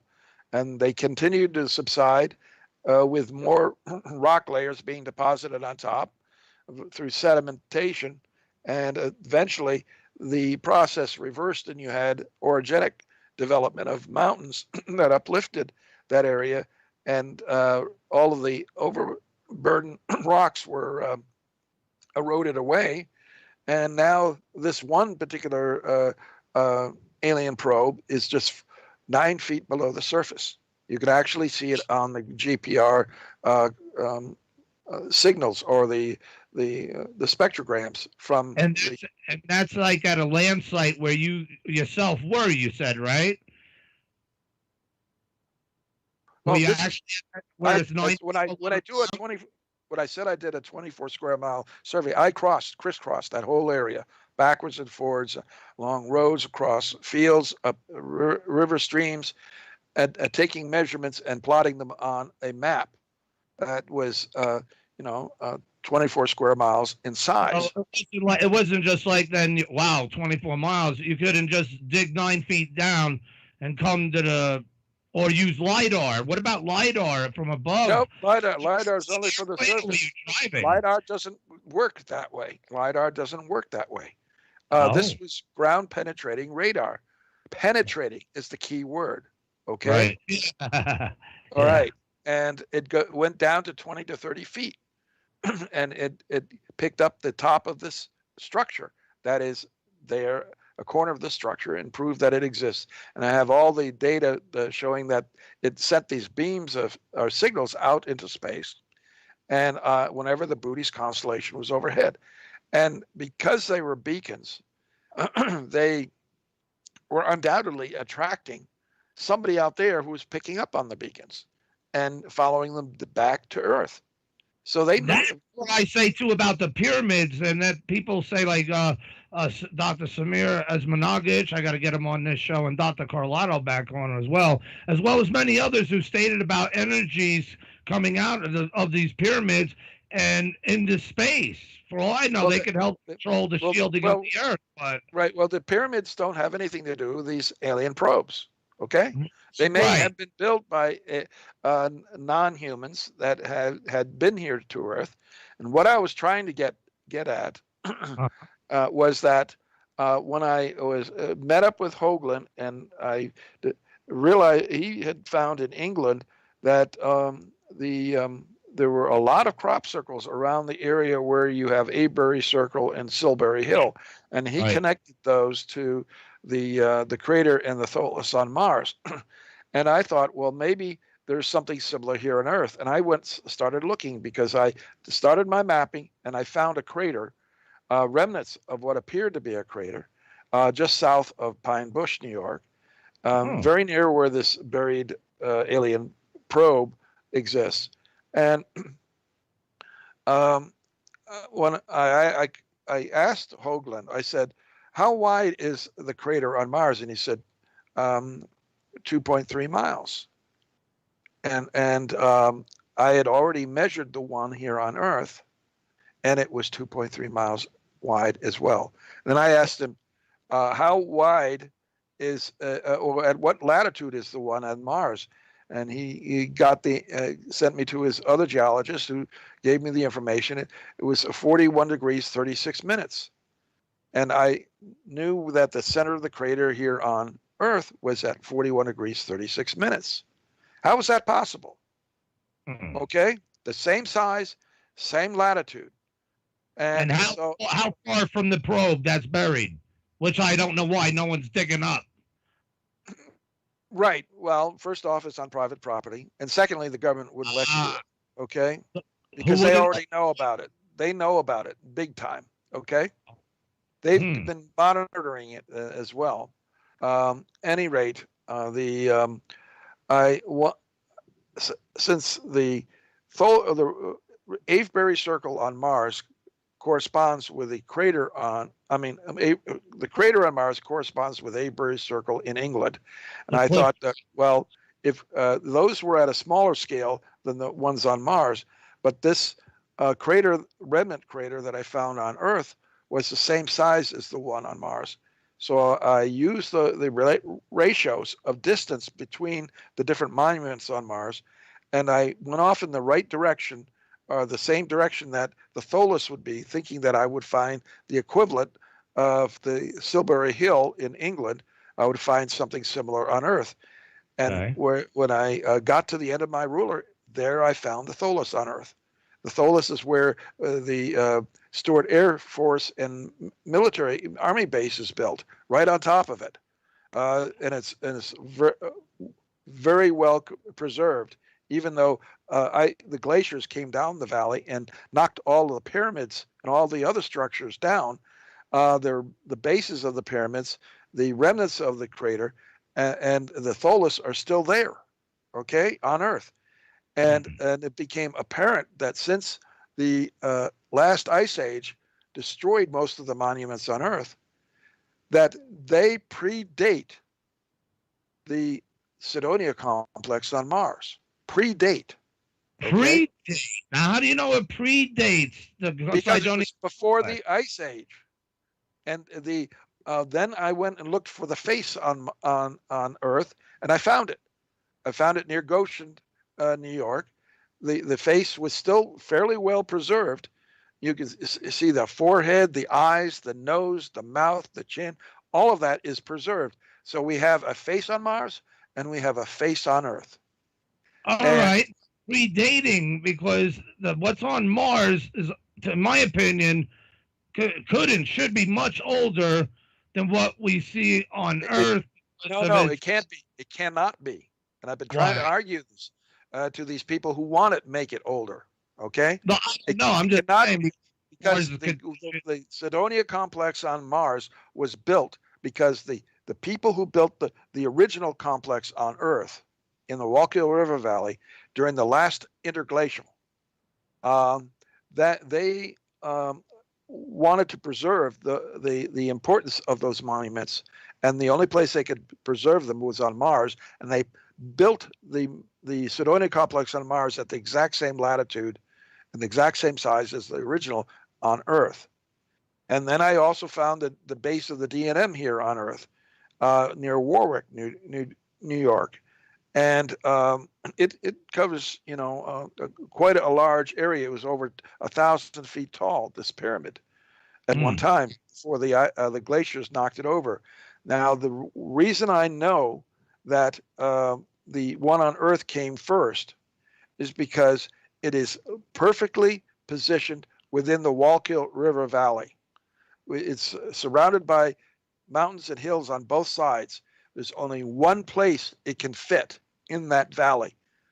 All right? I mean, the Cydonia complex covers a tremendous amount of area.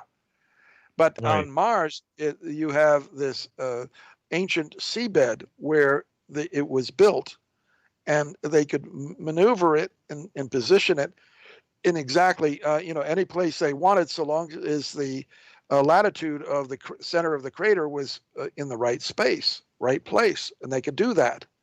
But if the one on Mars was built first, how in the world can you change all the mountains and the positions of the valleys on Earth to make it fit perfectly? It goes, in other words, Do you make a shoe to fit a foot, or do you make a foot to fit a shoe? You see, that's definitely a new perspective, and I appreciate that because a lot of the model has been looking that they had come here, like they would come here from all these various disasters, and that brings a question, because if that's true, when one of these nuclear weapons went off in Dr. Brandenburg's revelation on that, pun intended, Martian revelation, that's a scale of up to almost 800 million years, isn't it? Or was it 800 million, I think he said? Well, yeah, he wanted to make it close to 1 billion, and then he brought it back, and was talking about millions of years. And I'm saying, no. Well, right, that would be... The Sidonian complex on Mars would have had to have been built after the one on Earth was destroyed by Ice Age, okay? And so you're dealing with something, and I was able to date the complex on Mars because of continental drift on Earth. If you look at the center of the crater on Mars and compare it to the center of the crater, latitude of the crater on Earth, they are off just a little bit by continental drift. The northeast has moved to the north by about 3,888 feet, which computes to 118,500 centimeters. Okay? They are off by just that small amount. But if we have determined that the North American continent is rotating such that the crater would be moving north at a rate of either 1 centimeter per year or 2 centimeters per year. If it were 1 centimeter per year, and that to create the offset, then that means that the one on Mars was built 118,500 years ago, which is at the very end of the last interglacial. Man, I would really love to know Dr. Carlotto's take on this. He's how familiar is he with your model? Oh, I've corresponded with him. He's well aware of it. And he's been pushing all of his dates of these ancient civilizations back to that time. Okay? And now, if it's 2 centimeters per year continental drift on Earth, then it would be half that, or approximately, 59,000 years old. So either the Sidonian complex on Mars was built 118,000 years ago or 59,000 years ago. And either one fits in his time scale perfectly. He's been pushing all of these ancient foundations of civilizations and megalithic structures back to that period of time, between 59,000 and 118,000. So we're in the same window. But the impressive part of this is it means that whoever built the Sidonian complex on Mars came from Earth. Well, again, that changes perspectives around on the model, isn't it? That's being, and again, I can appreciate that. It does, it still brings up many questions, just as many as, some would be canceled out, depending on which is what. I definitely got to say we need more input on that. And I think that's a route that definitely it's valuable to look into, no matter what one thinks, because something went on, and if there's similarities on both planets, well, that's obviously driving to the point that we, or a species back here on Earth in the past, became spacefaring. Right. And rather, as an indigenous point of view, compared to an extraterrestrial presence that just, happened to hop on the planet and set things up. But they did it on Mars. And, instead of the Martians, who knows where they come, indigenous or not, coming to the Earth. What seeded what? But then we have the problem, which I think you're familiar with, the ancient Sumerians of what has been left in the archives or translated by some, like Zechariah Sitchin, regards to their part with Mars and their presence here on Earth which that time scale goes even up to 450,000 years, and then how long till they created us and then made Mars as a way station. Have you figured out the math in the time frame of what you're proposing, sir, to connect validity, if anything, at least to what supposedly the Anunnaki told to the Sumerians, or left to them as it was, as their history? Well, it's quite clear to me that the Sumerians or the Anunnaki were non-humans, and they came from space. We don't know exactly where they came from. I think I do from the people I know who have access to that information. But they are responsible for jump-starting our civilization about 10 to 12,000 years ago, and they're still with us even today. People think that they left the Earth. No, they didn't. They've been very carefully regulating our civilizations and genetically. Like Mars, Earth has its subsurface illegals as well. Yes, exactly. And therefore, if any of the damages of Mars or whatever happened there, it would also could have been by them, and well, they could be leading the Earth to that same conclusion. I don't know. But their handiwork was here, and then on Mars, because what I see, look, I'm going to let this out to help boggle your model more, not rule it out, in my opinion, but Mars, I see, by what I see, and I'm crazy, ask anyone, I see Mars as an artistically sculpted entire planetary surface. And Cydonia is a big crux of the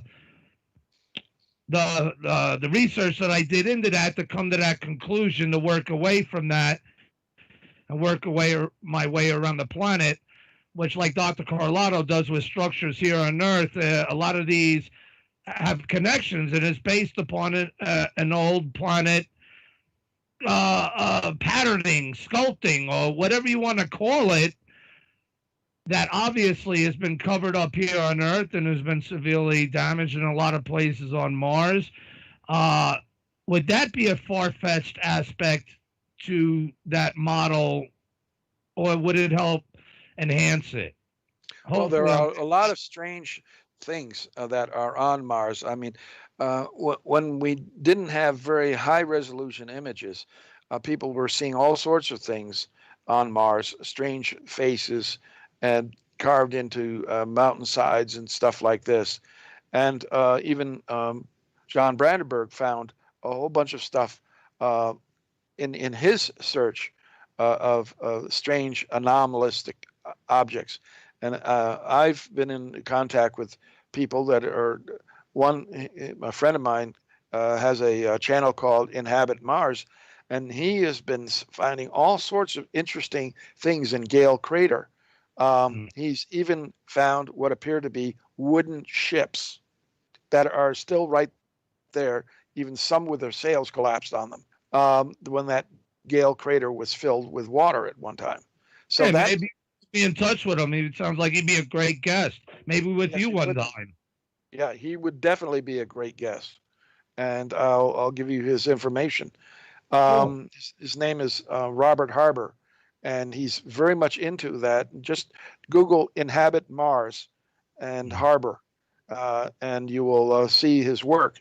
And he's been finding all sorts of amazing things on the surface that have been damaged by some weathering or erosion, but not much. I mean, he's having a problem being able to distinguish things that based on erosion and wind damage that could be just artificial, or they might be just natural features. But he's got a keen eye, and a lot of other people have been finding strange things there too. Yes. It's just rebooting. That's indeed, especially myself. I love the orbital imagery, studying it myself more so than the surface imagery of the rovers, though I am fascinated, but I am obsessed. I'm always above Mars, you know, Well, and a one of lot of things. my close friend, Scott L. Stride, and he works for JPL, and he designed and engineered the telecommunication system for the Mars rover, the first. Nice. Yeah, and he worked on the Mars helicopter, which is approaching Mars right now, going to land on Mars soon. In what, Yes. about 80 days from now? Oh, yes, indeed. You know, I hope the commie Chinese blows up, but that's my crazy opinion. But I'd like to see that Ingenuity fly, and then what they can potentially send on next missions, what they could applicate with flight and microphones and traveling low and anywhere. I think they should send at least a triad of them on the next one. 3 of them go further and farther and back each other up, and like stereoscopic data coming in. Multiple tests. It's going to get better. Believe me, it's going to get better and better and better as we already have reduced the cost of rockets and getting into space and getting to Mars. So, yeah, we're going to see things in the future. The question is, are we going to live long enough ourselves to see all this? The turtleneck snail pay speed policy. You see, you heard him say it too, and not so much words. But what is your prediction, since we're on that subject, of the Ingenuity helicopter? Flight or fail? It's going to fly, and it's going to be an amazing aerial images looking down on structures rather than just looking at the sides of structures. You're going to get a map view of what's there. Indeed, or the potential of structures, as long as they fly around them and give it to us, the public. You know, they have a habit of not giving us certain data. You might see on the facesofmars.com page, the show page, sir, scrolling down the page, you'll come into a video called UFO Diaries, and in it has other faces of Mars that never seen before, or in any NASA public archive of Viking or any other one. That was provided by Richard Hoagland, by the way, but I'm not going to get in that battle. Oh yeah, I've seen most of this stuff that he's found. And Dr. Brandenburg, on this show in 2018, in 2006 or 2007, he written a preliminary report under. He didn't want to be named then, but in 2018, I held his confidence, and he admitted on this show that he was the author of that preliminary report, and vindicated the fact that those images are real because of the fact that the Vikings, at the end of their lifespans of the public mission, they were dipping closer to the surface before they would crash. They would go over sites of interest, and that's where these other faces, which we see in these images, were taken and that were not given to the public. And to this day, the hunt is still on. I found other faces, though not these ones, but it tells me by finding others that should not even be there if the face of Cydonia is a mere trick of light and shadow. It's like Dr. Brandenburg says, the face isn't alone. It's not. In fact, it's not only not alone, it's not even lonely. And therefore, it's only a matter of time before I find them, or someone just comes clean with them and provides us all with the truth. And that these images would not have been released. Now, they may be around somewhere now, potentially, but definitely not in the public archives. So I'm still trying to get him to help nudge him or others that maybe help with these problems, I don't want to anyone, I just want the truth. We all do. Well, do you realize that the face on Earth is the mirror image of the one on Mars? I mean, a perfect mirror image. The one that's covered, like you're talking about in that area? In near Goshen, New York. It's the mirror image of the one on Mars. Or the one on Mars is a mirror image. I believe that, but I got to see that. It might be in size, but I got to see the details. Why don't you go to my channel? Go to my channel, which is, and look for the videos named the Sidonia 2 complex. There are 3 of them. I have it linked on and the page, embedded on the page under your info, sir, and under that is your book. Right. You're right. Unidentified aerial phenomena, I believe it is. Right. Look, since I'm mentioning Unconventional aerial. Unconventional. And that's the same region where all this sits anyway, right? Right. It's all together. That's All in the same amazing. place. That's Yes, amazing. that the area where the original Sidonia complex was built on Earth over 118,000 years ago. Oh, actually, it was closer to 125,000 years ago when it was built. Okay, back when during the last interglacial, which is a warm period like we're having today in our Holocene interglacial, that's when we had a 3,000-year period of global warming in the middle of the Eemian interglacial. It is where the temperatures on Earth climbed to 3 to 5 degrees centigrade on average hotter than today. Centigrade. We're just entering that. Centigrade. We're just entering that period of time now in our interglacial, and so if our global warming is due to man, okay, well maybe that global warming was due to ET.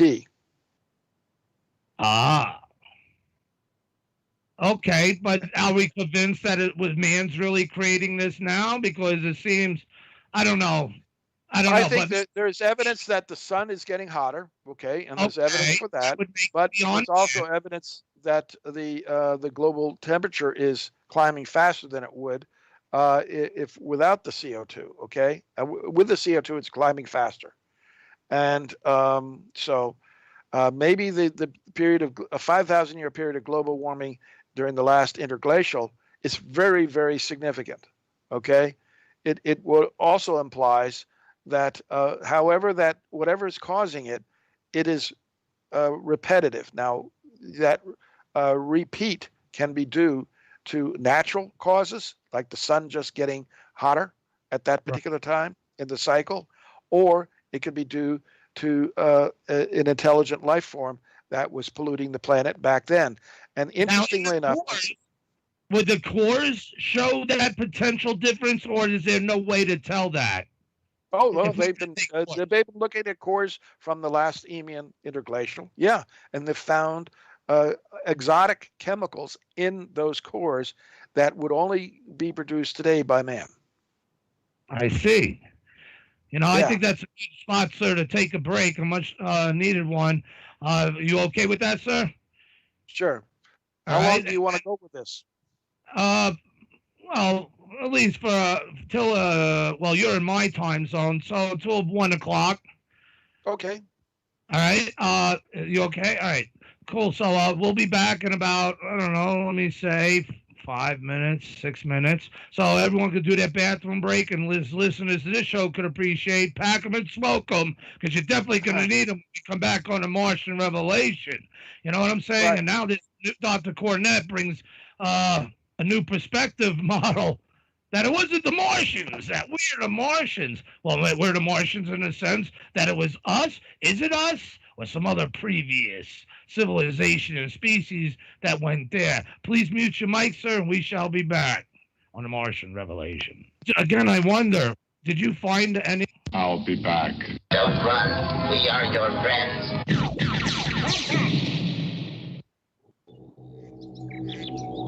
If you are a listener of the Martian Revelation, then you are well aware that the entire planet Earth is currently involved in an all-out worldwide space race. Every country across the globe, including England, Germany, India, Russia, and China, are involved in a mad Martian rush to be the first country flag on Mars. Get an idea of what these brave astronauts will be finding on the planet Mars before President Trump plants the first American boots on the face of Mars. You might want to familiarize yourself with George Haas and get to know his work and read his books. Haas has been studying NASA and European Space Agency imagery of Mars for over 25 years and has co-authored 2 books with geomorphologist William Saunders called the Cydonia Codex and the Martian Codex. I encourage you all to support his research by visiting his website at www.theCydoniaInstitute.com. And remember, as George Haas has always said,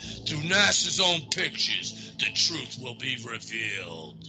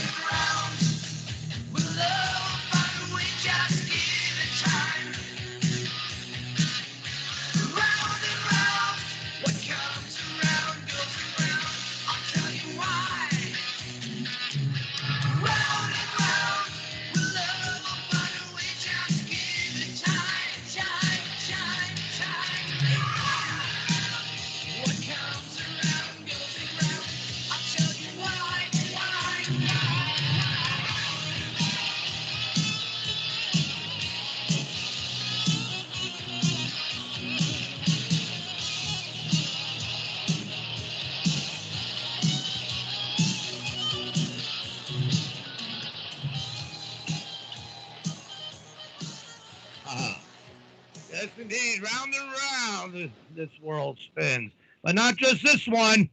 And look how history's emerged on two different worlds. As above, so below. Again, Jeffrey Boyd Jr., Independent Research Society motto there. And welcome back, everyone. I'm Gary Leggiere, your host of Mars Revealer, known also as the Mad Martian. I'm crazy. And, of course, you're listening to the Martian Revelation. That's upon you all again now. And we're with our guest, Dr. Bruce Cornett. And very interesting.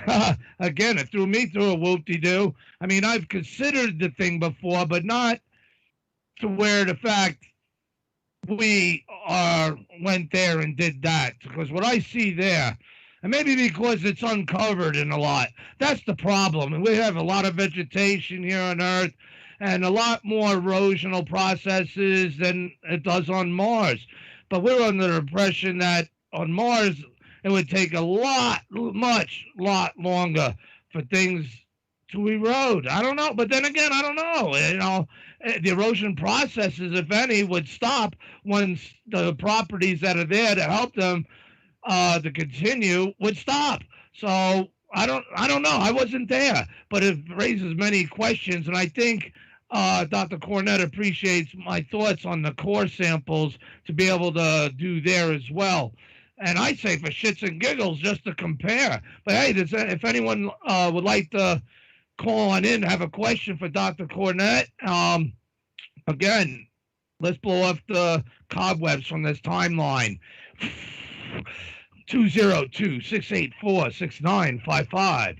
202-684-6955. One more. 202-684-6955. So if you have a question or a comment or want to share your thoughts and opinions about that, grow some nuts, call on in. It's okay. You know, I'm crazy, but I'm not going to bite you. I can't take your head off over a phone line, right? So do that. If there's any questions, please message me or whatnot. So back to Dr. Cornett here. So now, by the video, Cydonia 2 study report, that's also listed on the facesofmars.com there, just under his book, Unconventional Aerial Phenomena in the Hudson and Wallkill River Valley of New York. Well, no, that's my buddy Larry. Hey, wait a minute. Where is it? It should be right here. Oh, it's above it. It's above his book. All right, my bad. But yeah, but since I brought up Larrabee, again, for those that packed them and smoked them, you need it. Creamy garlic mushrooms. Check that out.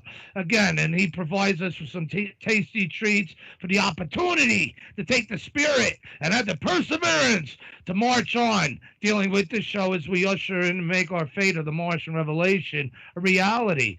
And Dr. Bruce Cornett is definitely doing that to us this night, definitely to me. Now, where the face is, now, is it the same? It's the same distance, right? Basically, though, maybe shifted a little by the landmass, tectonic movement and whatnot on Earth. But is it the same distance as it would be from the Cliff Pyramid and the Tholus? Is Dr. Cornett with us? I'm hearing silence, guys. You might have to turn on your mic, sir. Please turn on your mic.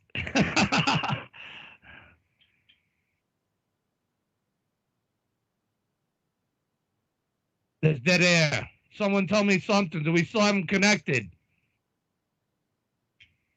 Because I think that's a good question. Because he said it with the Tholus basically was, or the Avebury, no, the Tholus of the crater, or at the crater, there was military bases or whatnot. I want to know what the face. Is there any military bases there? Who owns that land? I'd like to dig in. And is it the same size and scale? A mile wide, a mile and a half long? It's proposed to be 1,500 foot high. That's pretty big. Someone's messaging me. Let me see. Another hour. Another hour what? I think that's from someone else. Never mind. So, hey guys, can anyone tell me something? Is Dr. Cornett with us? You can, switch on your mic. Feel free to speak. I can't read minds. in this instance?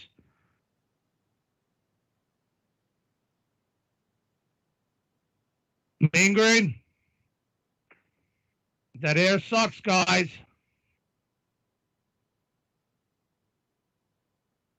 I'm trying to understand this. We are back live, right? Am I being heard?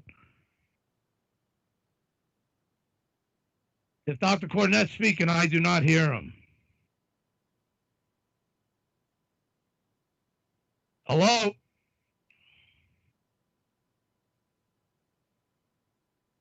See, now I'm starting to get worried that no one hears me. Can ya effing hear me, bro? There you are. Oh, there you are. What happened? I thought, you know. Lost connection. Lost connection. Yeah. Are you in a rural area? No, I'm in El Paso, Texas. But we got mountains around us. Oh, well, yeah, I guess that can affect it. So, I don't know. Have you heard? Did you hear anything that I said? Nope, not since we went on a break. Okay. Well, oh, crap. All right. Anyway, where you say the face is, that's covered up, is that the same distance as the features there in Cydonia, mile-wise? And is the face the same size, 1.5 miles long, a mile wide, 1,500? Same orientation. When you look at the video and go to the website that I believe I sent on the Cydonia 2 complex, I show all the maps and diagrams. I think I sent them to you, but I can add send those them links again. to the archive page. Sorry, sir. Okay. Any rate, in the videos that I gave you, I present all that information, and I also present the evidence for the age of the Cydonia complex on Mars based on continental drift. Richard Hoagland originally tried to age date the Cydonia complex on Mars based on crater densities, and that was way off.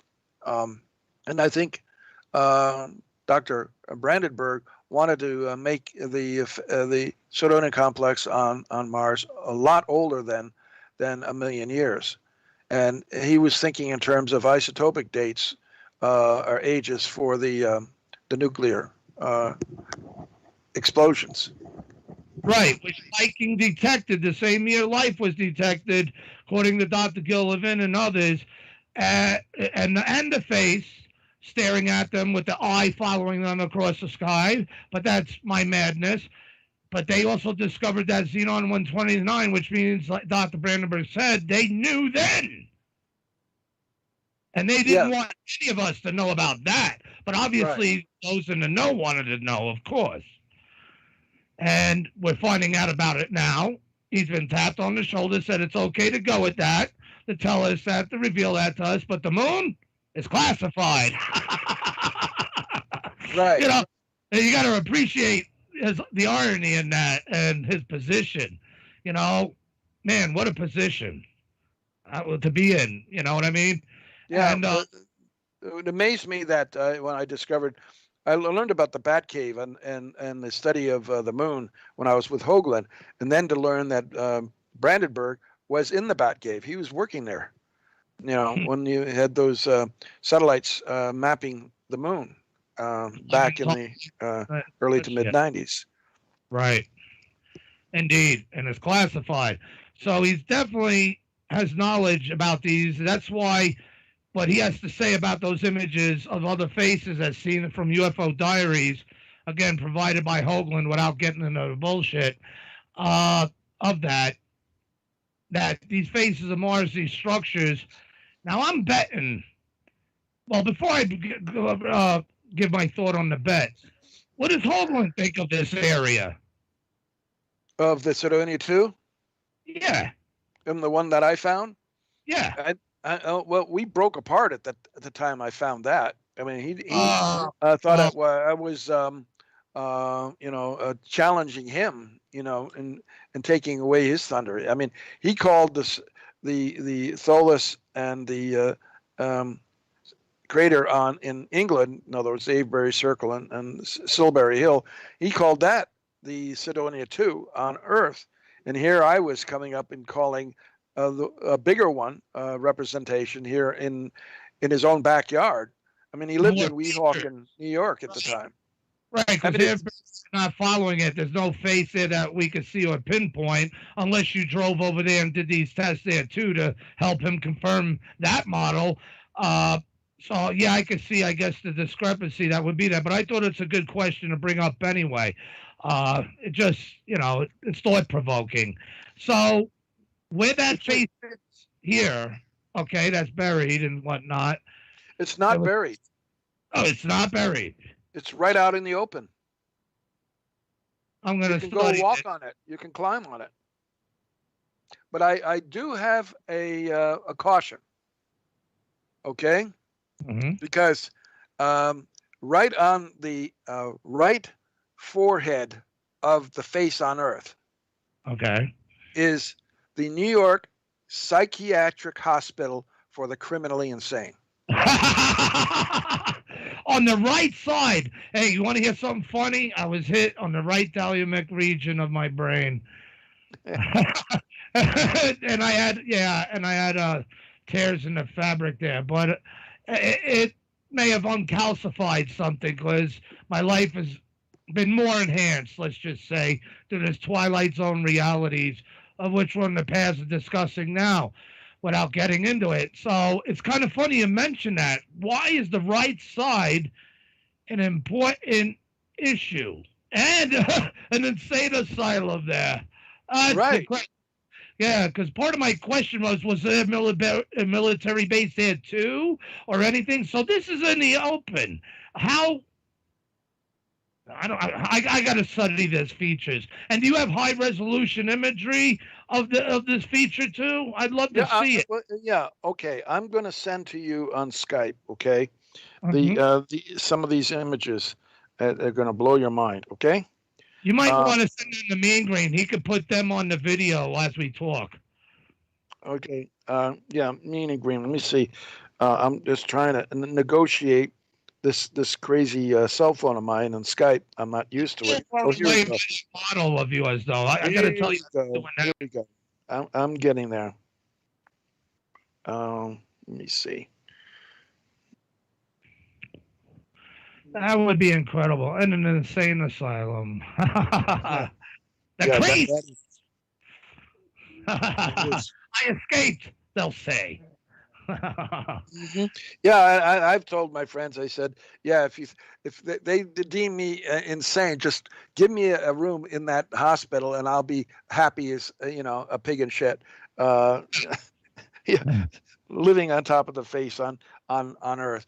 And here's the other weird thing about this: the face on Mars, the initials are FOM, F-O-M. Okay, right. Face on Mars, but the face on Earth. What's its acronym? FOE. F-O-E. Fo. Oh. Yeah, it does spell FOE. I'm crazy. Fo. Indeed. Right. That's interesting, isn't it? Mm-hmm. It is. Very interesting. So it sort of raises a question as to exactly what is going on here. And, Okay. I'm gonna send you. All right. Yeah, there it is. All right. Here's the image. And I'm going to now also. Okay, I'm going to give you another one of the crater. You just send it to me, Green? Done. And I'm going to give you another one of the. Solus.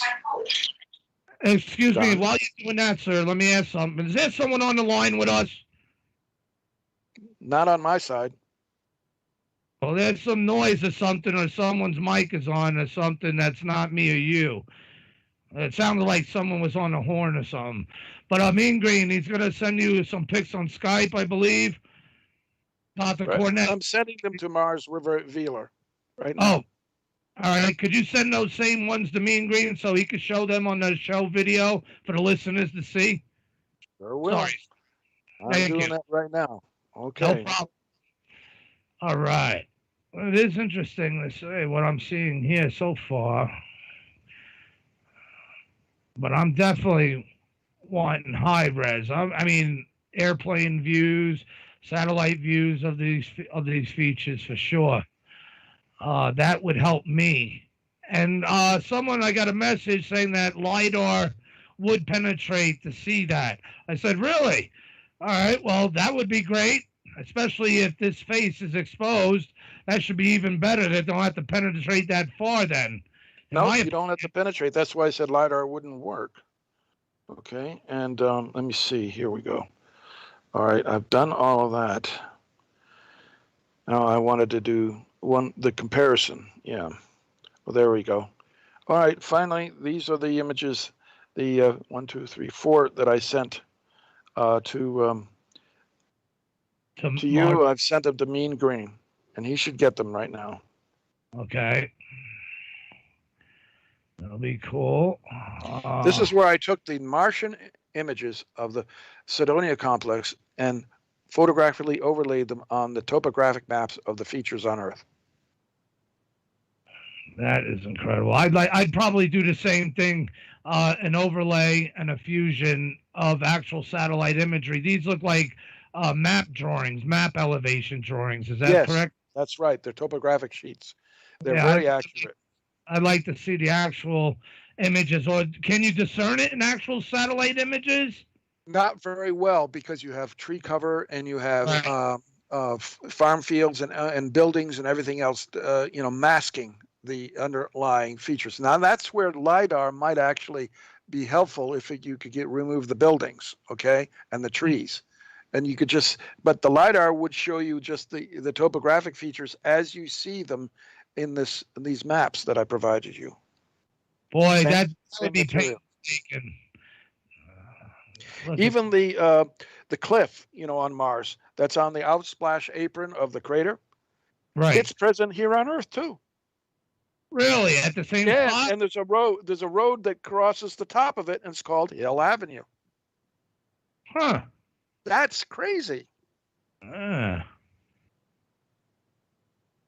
Well, definitely, you do a whoop-de-doo in this machine here, sir.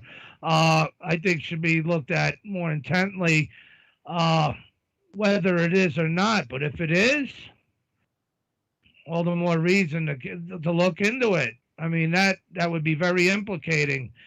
I don't. Well, you have it down set how that proves, at least to you, that it was us that went to Mars, but I don't know. But it could, I guess. There's something there for you to latch on to. I'm sure you just didn't come up with that just to say that. Well, we could, some intelligent life form on Earth built these structures and then went to Mars and built a duplicate. So that the thought that was in my head when I was discovering all this is that whoever built the one on Mars knew that the ones on Earth were going to be destroyed by ice age, the glaciers coming down the valley, okay, and toppling all the pyramids. And the D&M pyramid the blocks of it were just carried all the way down the valley. You can see bits and pieces of them still. And these monuments must have had such a value to that civilization that they would go to that extent of building a replica on Mars. Okay, knowing that once we recovered in our evolution and we became spacefaring again and went to Mars, we would find the face on Mars and we would be able to match it up with the features on Earth that were badly damaged by ice and ground down. So we'd be able to see them, and that's exactly what I did, and how I discovered all of the remnant features here on Earth. But it also indicates that whoever went to Mars and built that on Mars stayed there for a while, and then they came back here to Earth. Okay, right. Maybe multiple times. Yeah, that could be too. Again, multiple times. Indeed. By that time frame, that makes it, I don't know, perplexing. Again, it's a whoop-de-doo on this show to contemplate of the possibilities. And then, again, the cores which has been taken, like you said. Castro would not want us to believe that for various reasons, because if you push it back a million or a billion. Say that again. We got broke up a little.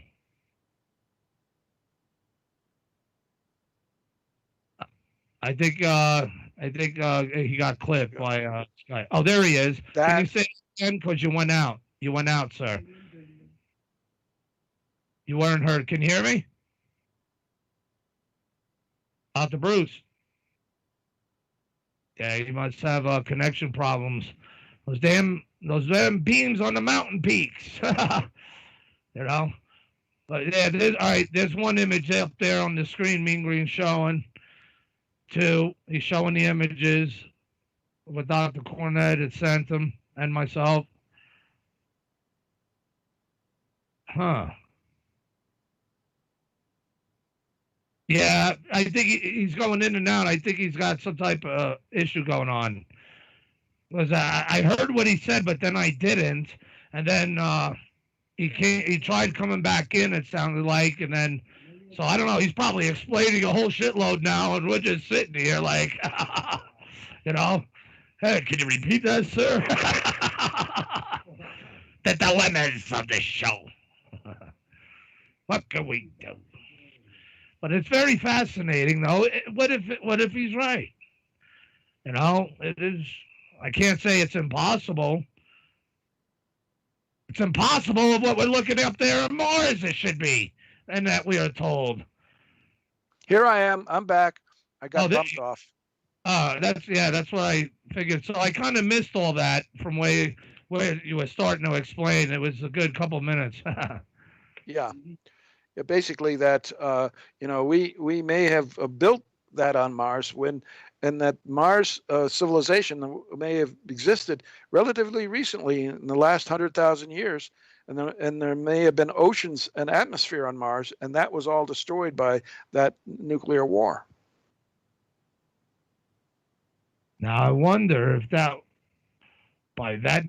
means, would it have been the builders here on Earth that went to Mars and did that to Mars, or again the threats coming from deep space, the President Trump and Vice President Mike Pence alluded to in creating the Space Force, of the threats coming from deep space.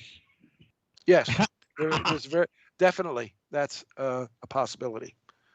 There is somebody out there that wants to destroy Earth, and there are other ETs that want to protect Earth and are protecting Earth.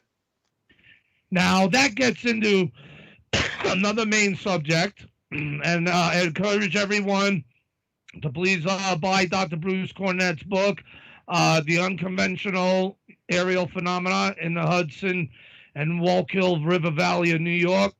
And definitely check out that Cydonia 2 report, which I'm going to do more intently. I've skimmed through it. I didn't really have time to study it, even though my buddy Frank Kinesia had given it to me some time ago.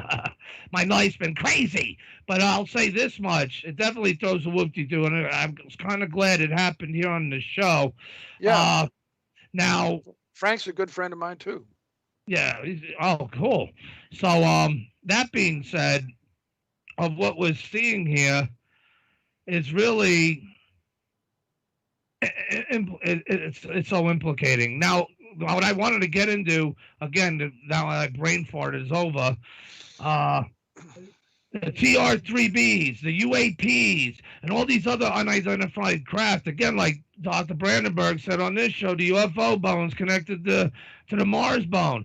Now, the government has already finally, are you happy at least they finally came out as much as they did and acknowledged this reality? And yes, but they're not, but you have to keep in mind, and something that's very important, and Brandenburg knows this more than anybody, is that a lot of what has been discovered about UAP or this alien technology has to be classified and kept classified because of our enemies. Okay, they can't reveal it, but the public can reveal it if they are shown. Just as I was out there in the field, spent 11, 12 years studying the phenomena, and they came and put on performances right before my cameras. I mean, we had spectacular performances, and we know that they live underground.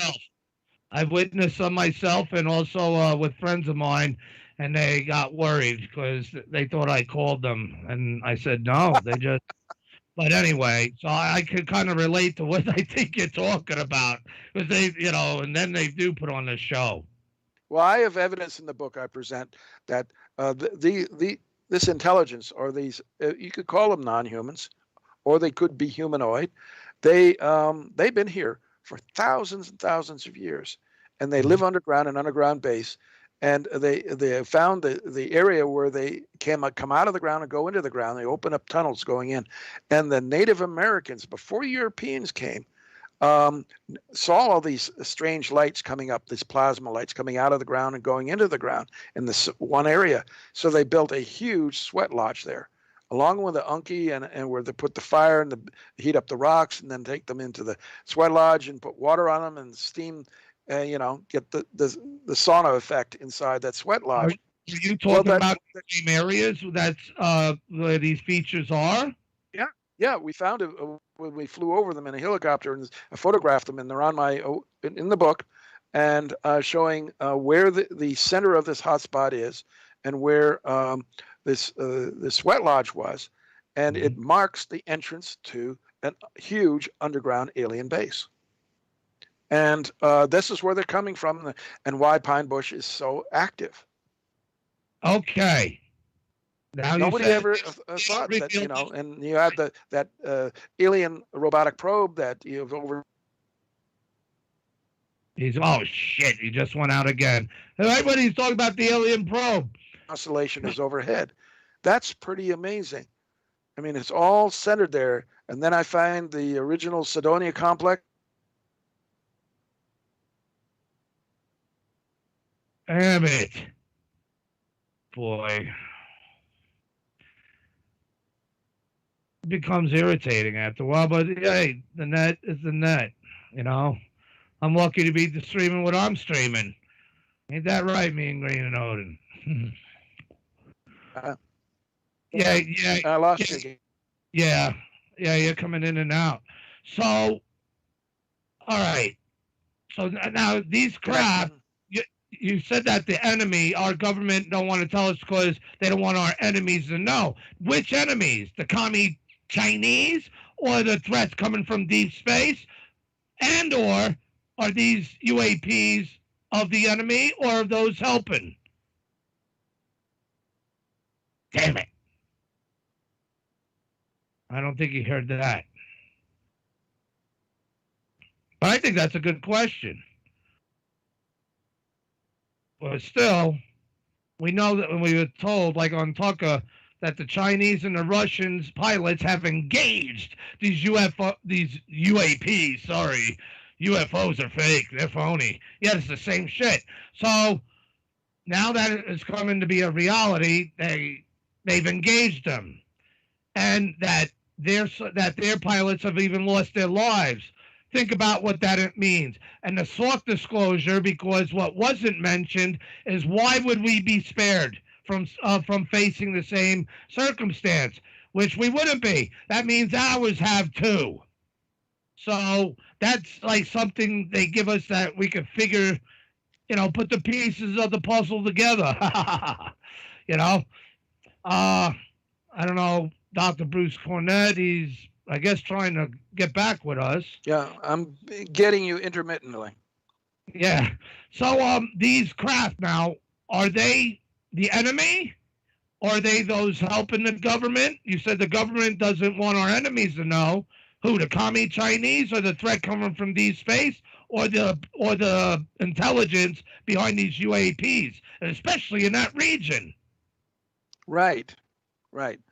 I think that it's all connected, and that our history goes back a long way, a lot further than ancient history, according to textbooks.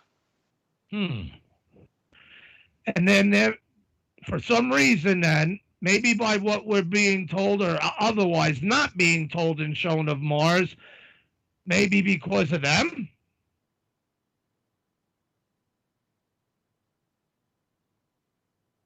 Damn it. Yeah, you can start showing those videos, Mean Green.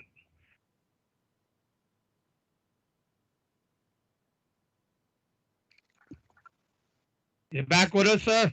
Yeah, I'm back with you now. So, are they our friends? Are they the enemy? I think they're our friends.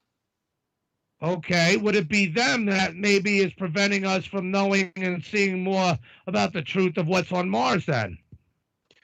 No, there's another group that is trying to enslave us. And they have been doing this for a long period of time. And they want, and so there's basically you've heard of the tall whites? Yes. Yeah. Well, there's good factions and bad factions. Where are they from? I'd have to bring on my friend Susan, who knows all of these beings, and because she is one of them here on Earth, and really, she's from Archeron, in the Bootes constellation. She's from there, and she is basically. Damn it. She's basically, okay, she's an Arcanian. Wonder if she got that booty. God, poor joke. But I don't know, man. Alien booty. I mean, human. If she's here amongst us, she must look like us. I don't know.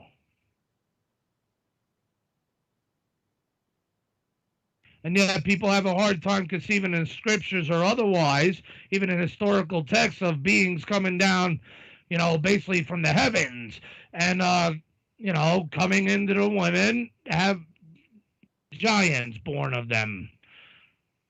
How far-fetched would that be when considering these aspects?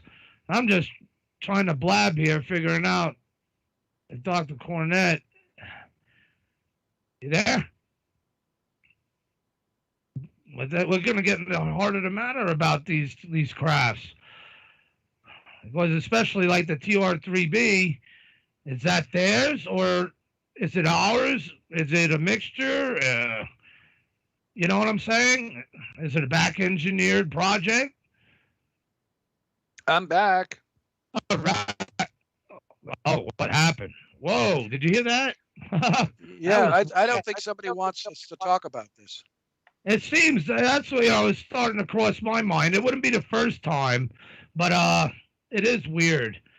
Yeah, you could you could show the videos, Mean Green, of the TR-3Bs.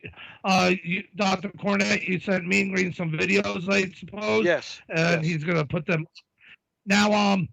So are those craft then ours? I'm speaking of the TR-3Bs as an example. I know that the Tic Tac and other things, Dr. Jack Sarfati believes he's the actual creator there. He's going through a Star Trek, I forget what number movie that was, where they met the guy that created warp speed or warp engines, and the Klingons were coming to mess up the timeline, and they were there to protect him to make sure he creates warp speed so there'll be a federation. But so that's what it reminds me of, Dr. Jack Sarfati, and that he designed them, but he has the knowledge in his head, the engineering standpoint, and he says that he's getting older, so hopefully he hopes it's soon, if he's right. And he believes he's right. Right. I know, Jack. Also, I want to describe those 3 videos that I sent to Mean Green. Okay. One is TR-3B, and that was told to my friend who was also there, Mark Whitford, who was videotaping the performance by this triangular craft, and he was told, he's a Navy, retired Navy, and he was told by a friend in the Navy that we were given a performance. The Pentagon ordered Skunk Works to give us a performance of the TR-3B. So that one I can be reasonably sure is an ARV, in other words, alien reproduction vehicle, a copy of an extraterrestrial one. Now, the other 2 are of the Manta Ray. It's a much bigger craft, about the size of a 747. and it's diamond shaped, has a tail, and it can move its lights and all around its hull. It's quite amazing, it has its headlights on the outboard sides of the craft, because when it goes into the underground base, it has to fly through tunnels and illuminate the sides of the tunnels as it goes down into the ground. That makes sense. And I've had many videos of the manta ray. We've seen it all over the place in that area of New York. It's and it is definitely an ETV, an extraterrestrial vehicle. There are copies that are similar to that made by man, I believe, but the ones that I mean, here's the problem, Mars, is that I was telepathically communicating with the pilots. They would know when I was opening the shutter of my camera and when I was closing it, everything that I was doing, and they choreographed their movements in the sky in front of my cameras with what I was thinking and the opening and closing of the shutter of my SLR camera. And you don't get that with human pilots. I mean, even with assistance, technological assistance, I don't think human pilots could read my mind from 2 miles away. Right. Wow. So that, and then the fact that they dive into the ground, come out of the ground. So we're definitely dealing with an alien component and a human component. And there are also evidence in my book that I present. Somebody called me up and invited me to come to see his property over in Salt Point, New York, and that's where one of the videos of manta ray comes from. This ground base, and then came towards us and put on a beautiful performance on that video, and you'll hear Billy McNamara. He's a Hollywood actor, been in quite a few movies. And his parents were living there at the time, and he's seen hatches open up in the middle of the field and somebody climb out and close the hatch. He's seen trucks go down a private road into a ravine that is a dead end. And what are they doing? Where are they taking supplies to? So he thinks it's an underground military base. And there's no question that humans are down there underground with these aliens. And so that they're cooperating, they're working together. Kind of resembles Phil Schneider's story a little, in a way. Underground, encountering beings, but something bad happened. That's interesting. Has anyone ever? Well, if they've seen the hatches, has anyone ever had the nuts to go out there and try to find it, or is that like impossible? No, you can go out there and find it if you want to. You go back there, but it's all on private horse farms, private property, and that's where all the elite, the Clintons came from, and every place else out there. Okay, all the very rich people, the billionaires, live out there. So that's another connection. Do you think they're the makers, or the ones who destroyed Mars and potentially? Well, with detonations-wise, warred them, might have warred also here for all we know, and set up shop in place of maybe an enemy. Or are they the ones that created this, you think? I know it's speculative, but that's all right. We don't know. We just don't know. We don't have enough information. But that they seem to be cooperating and working together, and they both want to keep it classified, secret from the public, definitely. They don't want this information to get much exposure. But most people are not going to want to believe that there's alien bases right underneath their house, right? Well, it's not far-fetched, and I've had experiences, so I'm crazy, though. You know what I mean? So I have a different outlook. Samuel Bain asks, what were the Phoenix lights? Good question. And where do you hide something like that? Okay? No shit. I mean, that, and of course, Ellen Crystal said, well, out in space, or other people say it was floating out in space. Yeah, right. Well, show me pictures. Okay. Under the surface would be a better bet. Right. Exactly. But and then they can make these huge underground hangars underground for these craft too. Right, caverns, literally, and who knows how much. I mean, they have boring machines, and who knows what was already bored and already done, however long they've been here doing what they do. It makes you wonder, and especially if Clintons and them, we know what they were into and what's supposedly been going on underground too, and what supposedly the Patriots and President Trump already has the evidence of their deeds, and so-called satanic type thing. That doesn't put a good light on who those beings potentially is. No, they're harvesting humans, the bad guys. We're their food. Look at all the tens of thousands of people that disappear in this country, vanish without a trace. We're at war. That's what I'm seeing. And it's implicated, especially through my experiences. I don't know. I don't want to get into all that, but it's putting all this together. It's just the reality of it. We're in this matrix where we're not being told and shown the truths of this world and beyond this world of that exists around us now. Even though President Ronald Reagan said, Yet I ask, is not an alien force already among us?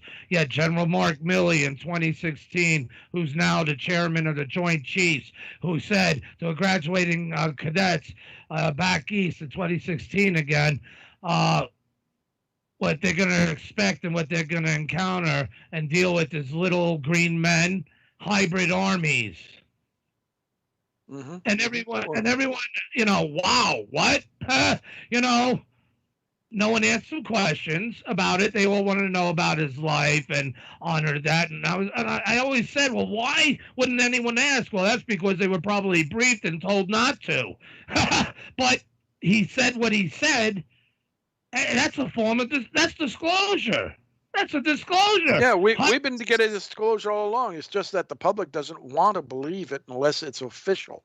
I mean, now that the government has officially acknowledged the presence of unidentified flying objects, okay, all right, they're here.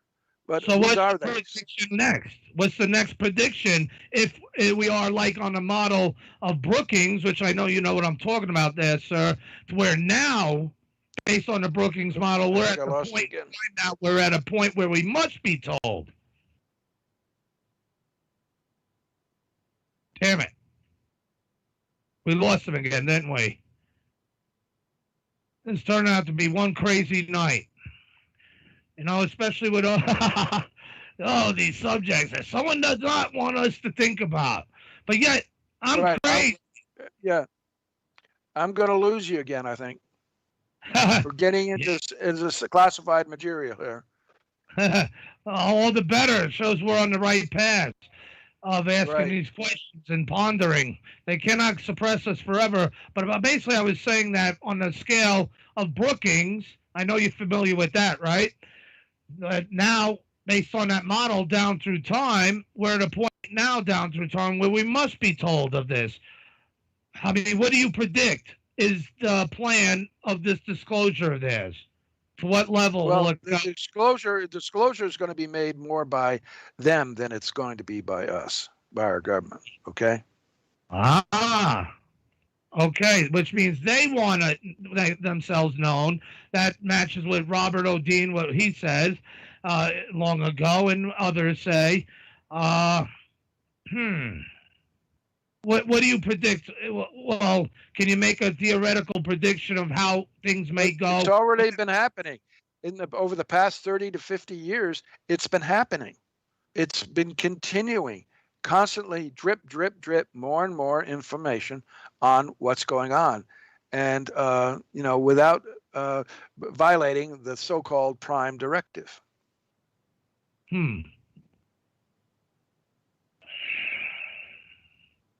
Because if they're going to mess with us, the ETs, that is, they're going to have to tell us that they're messing with us. Otherwise, higher councils and those who govern them will come down on them. So there's a lot more going on. Right. They didn't have to tell me. I was shown. They have to, yeah, they could easily mess with us and do. But yet I'm here alive still, which I should not be. And I say that for more reasons than one, which we're not going to get into this night. But it makes me wonder why am I alive? Why? It just doesn't make sense. There's things that still don't yet add up yet. That's all. That much I think is fair to say for this conversation. So, what do you think of Dr. Jack Sarfati's thesis on his model? Firmly believes there's a time thing going on, that he's the creator of this, at least by what he describes as the technology behind it. Is it the same as what we're seeing in the TR3B and others, or are they offshoots or just different technologies? Yes, it is. And I'm the one who provided him with the reversed Doppler effect. Can you explain that to the audience, some, please, and myself? All right. The sounds that come out of these craft that I was videotaping and photographing and audio recording, Damn it! They really want to cut you off. But I'll keep that thought where he left off. The sounds that he was recording.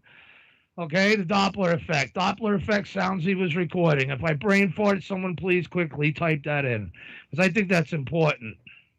That instead of the sound that comes from the craft as the craft is approaching actually decreases in frequency. Damn it! I swear, some nights the show just drives me mad. What about you listeners? You see why? You definitely got to pack them and smoke them. Help you get through all this. But I believe he's right. It's from people that don't want us to talk about this. Right. And yeah, we're being cut out. So Sarfati, you get him on again, the show, and he'll tell you about the reverse Doppler. In fact, I have an interview with him. Damn it. I was just going to say, maybe I could set up a show for him, Dr. Sarfati and Dr. Cornett to come on together. That would be cool, wouldn't it? Yeah, we're going to have to, because someone's trying to prevent us here, it looks like. But look at that video. It's very interesting.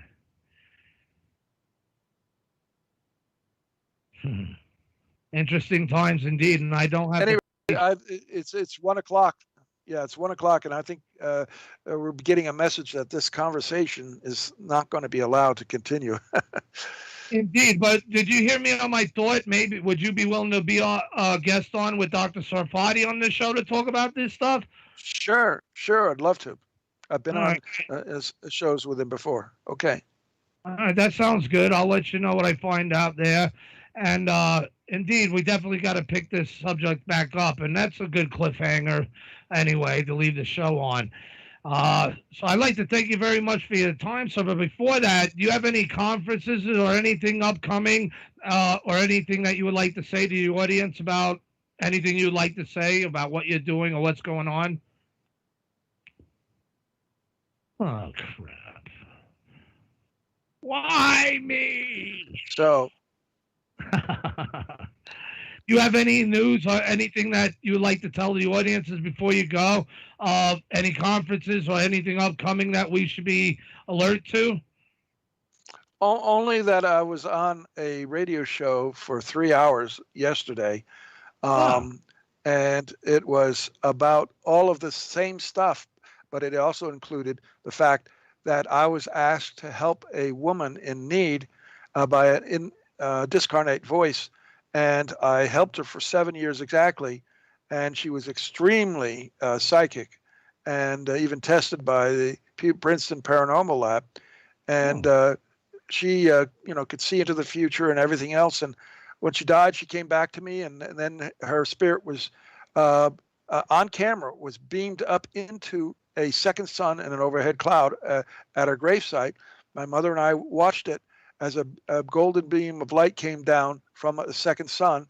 And then later, with the software was developed for that, I could take frames off, and for 3 frames out of a 30 frame per second, the cloud pulled back and revealed a huge white domed, double-rimmed, flat-bottom mothership in the cloud. I was married for 7 years to an ET. What was that like? She was an amazing creature, amazing woman, absolutely amazing. Well, she wasn't a creature per se as an alien people would attribute. She looked just like us. She looked just like us. That's implicating in itself, isn't it? Well, if we were created in the image of God and his likeness, and God is ET, It wouldn't be. they look like us. Right. And do you know the one? There's ones that don't look like us because people speak of them too. Huh. Yep. Very interesting. I think. Wow. And your wife deceased, you said, right? Yes, right. Oh, sorry to hear that, sir. 1991. It was a long time ago. You're dealing with 30 years ago. How? Did you know that when you married her? Did you look at her? No. I mean, the first weekend we were together, she was telling me all sorts of amazing things and showing me, demonstrating, that she could move objects with her mind. She could hold a book between her hands and close her eyes and meditate and read the whole book when it's closed, and then have me open it up and tell me what page she's on. She'd recite what was on that page. And she could, see into the future, and she knew when she was going to die. And she had come here to Earth to fulfill biblical prophecy. And that is on that show that I did yesterday, and it just blew everybody away. What was it, so I and the listeners that would like to hear more about this can listen to it? Oh, yes. It's, hold on. I'll give you a name of it in a moment. All right, because I think that adds the flavor to the show. Yeah, why not? Why not plug other shows too? I mean, I don't care. No special clubs or special subscriptions here. We're out for the truth. Okay, hold on. I want to get the information on this correct. And you lay out the whole story about your wife too and everything and all that. I mean, yes, I do. So I'll leave my questions till next time. It's called Midnight. It's called Midnight Society. Midnight Society. All right. You know what? If you could provide me a link, I'll add it to the archive page. Throw a shout out, to others and for you, so people to hear that. So I want to hear all that. You definitely. You definitely helped churn this machine this night, sir. That's all I'll say. So very thought-provoking and a fun guest. I'll talk to Dr. Jackson Friday. Maybe we could set something up for next month if he's willing. I know he's busy. And that guy, I got to tell you, he's a pisser. He's a pisser. And and I think that's one of the great things about his mind, being who he is, and what allows him to stand out and be who he is. Gary, give me your email address, would you please? Yes, sir. Right now. MarsRevealer@gmail.com. MarsRevealer@gmail.com. I'll type it into the thing too. Maybe that's what you really meant. All right. Dr. Jack Sarfati. Yeah, we had him on. MarsRevealer@gmail.com. Okay. Yes. All yep, right. I got you. Okay. And you're going to get the email from Michelle and Tim and get that information about. They're going to have this up on YouTube in a few days. Okay, that'll be great. Then I can embed it then onto the archive page. Why not? Right? Right. So continue to pack them and smoke them, everyone. And Dr. Bruce Cornett, it was awesome having you on. I look forward to having you on again as we make our fate on the path. And I'm going to give my friend Robert Harbour, who has Inhabit Mars channel on YouTube, and which he Yeah. You can still hear me? Yes, sir. No. Yeah. Yeah, that'll be great. I'd like to have him on too. Maybe he'll have me on as a guest. I have a lot of the things to show about Mars too. I'll send him information so he can contact you. Okay. All right. Thank you very much, sir. All right. You take care. Good night. Good night. Bye. So everyone, there you have it. Dr. Bruce Cornett, my buddy Frank Kinesia, has been telling me for some time, get him on your show, Gary. What the fuck? Come on, get him on. And, everything goes in that order. I feel for the right time when I get that, I'm not going to say psychic.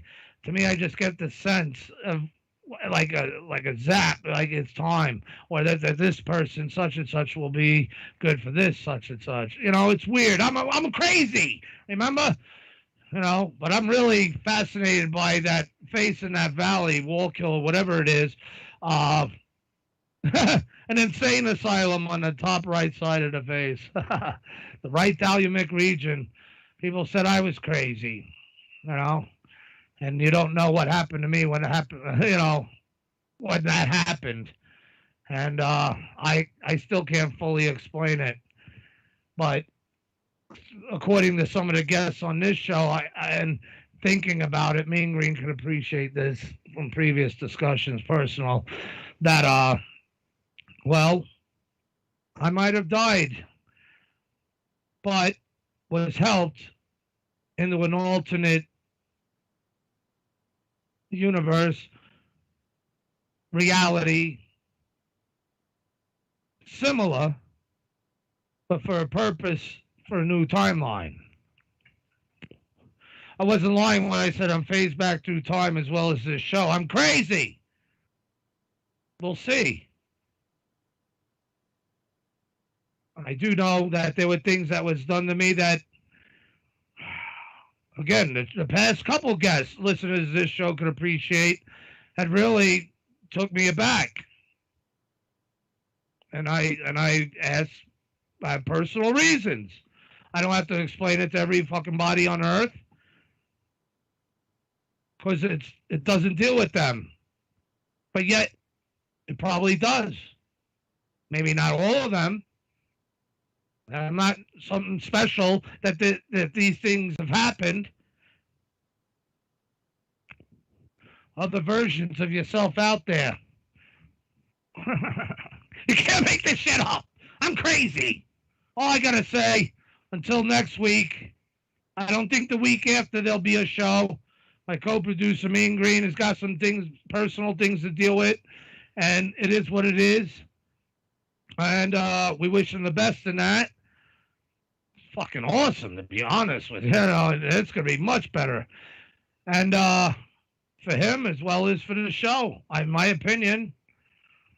But because it'll be so awesome. But we're still striving. Please hit that big red, white, and blue American donate button, because the forces that are trying to prevent us from talking about these things are not going to win. Again, we're in a war.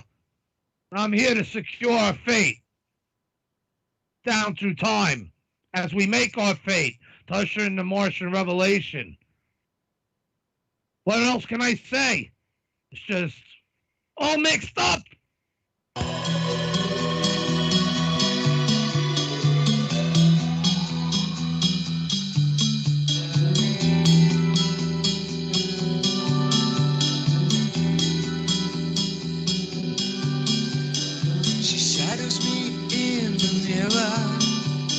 She never leaves on the light. Some things that I say to her, they just don't seem to bite. It's all mixed up. It's all mixed up. It's all mixed up.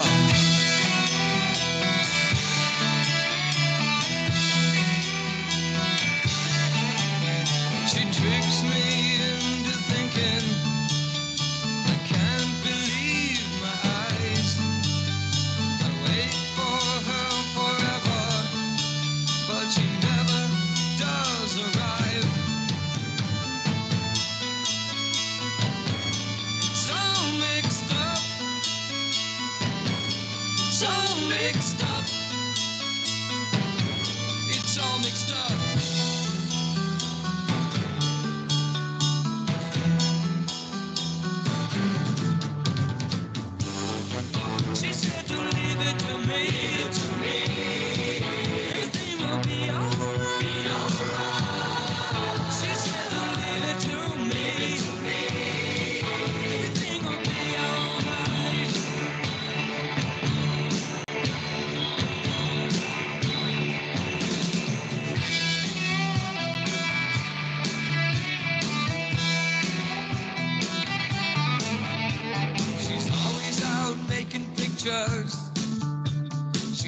always out making scenes. She's always out the window when it comes to making dreams. It's all mixed up. It's all mixed up.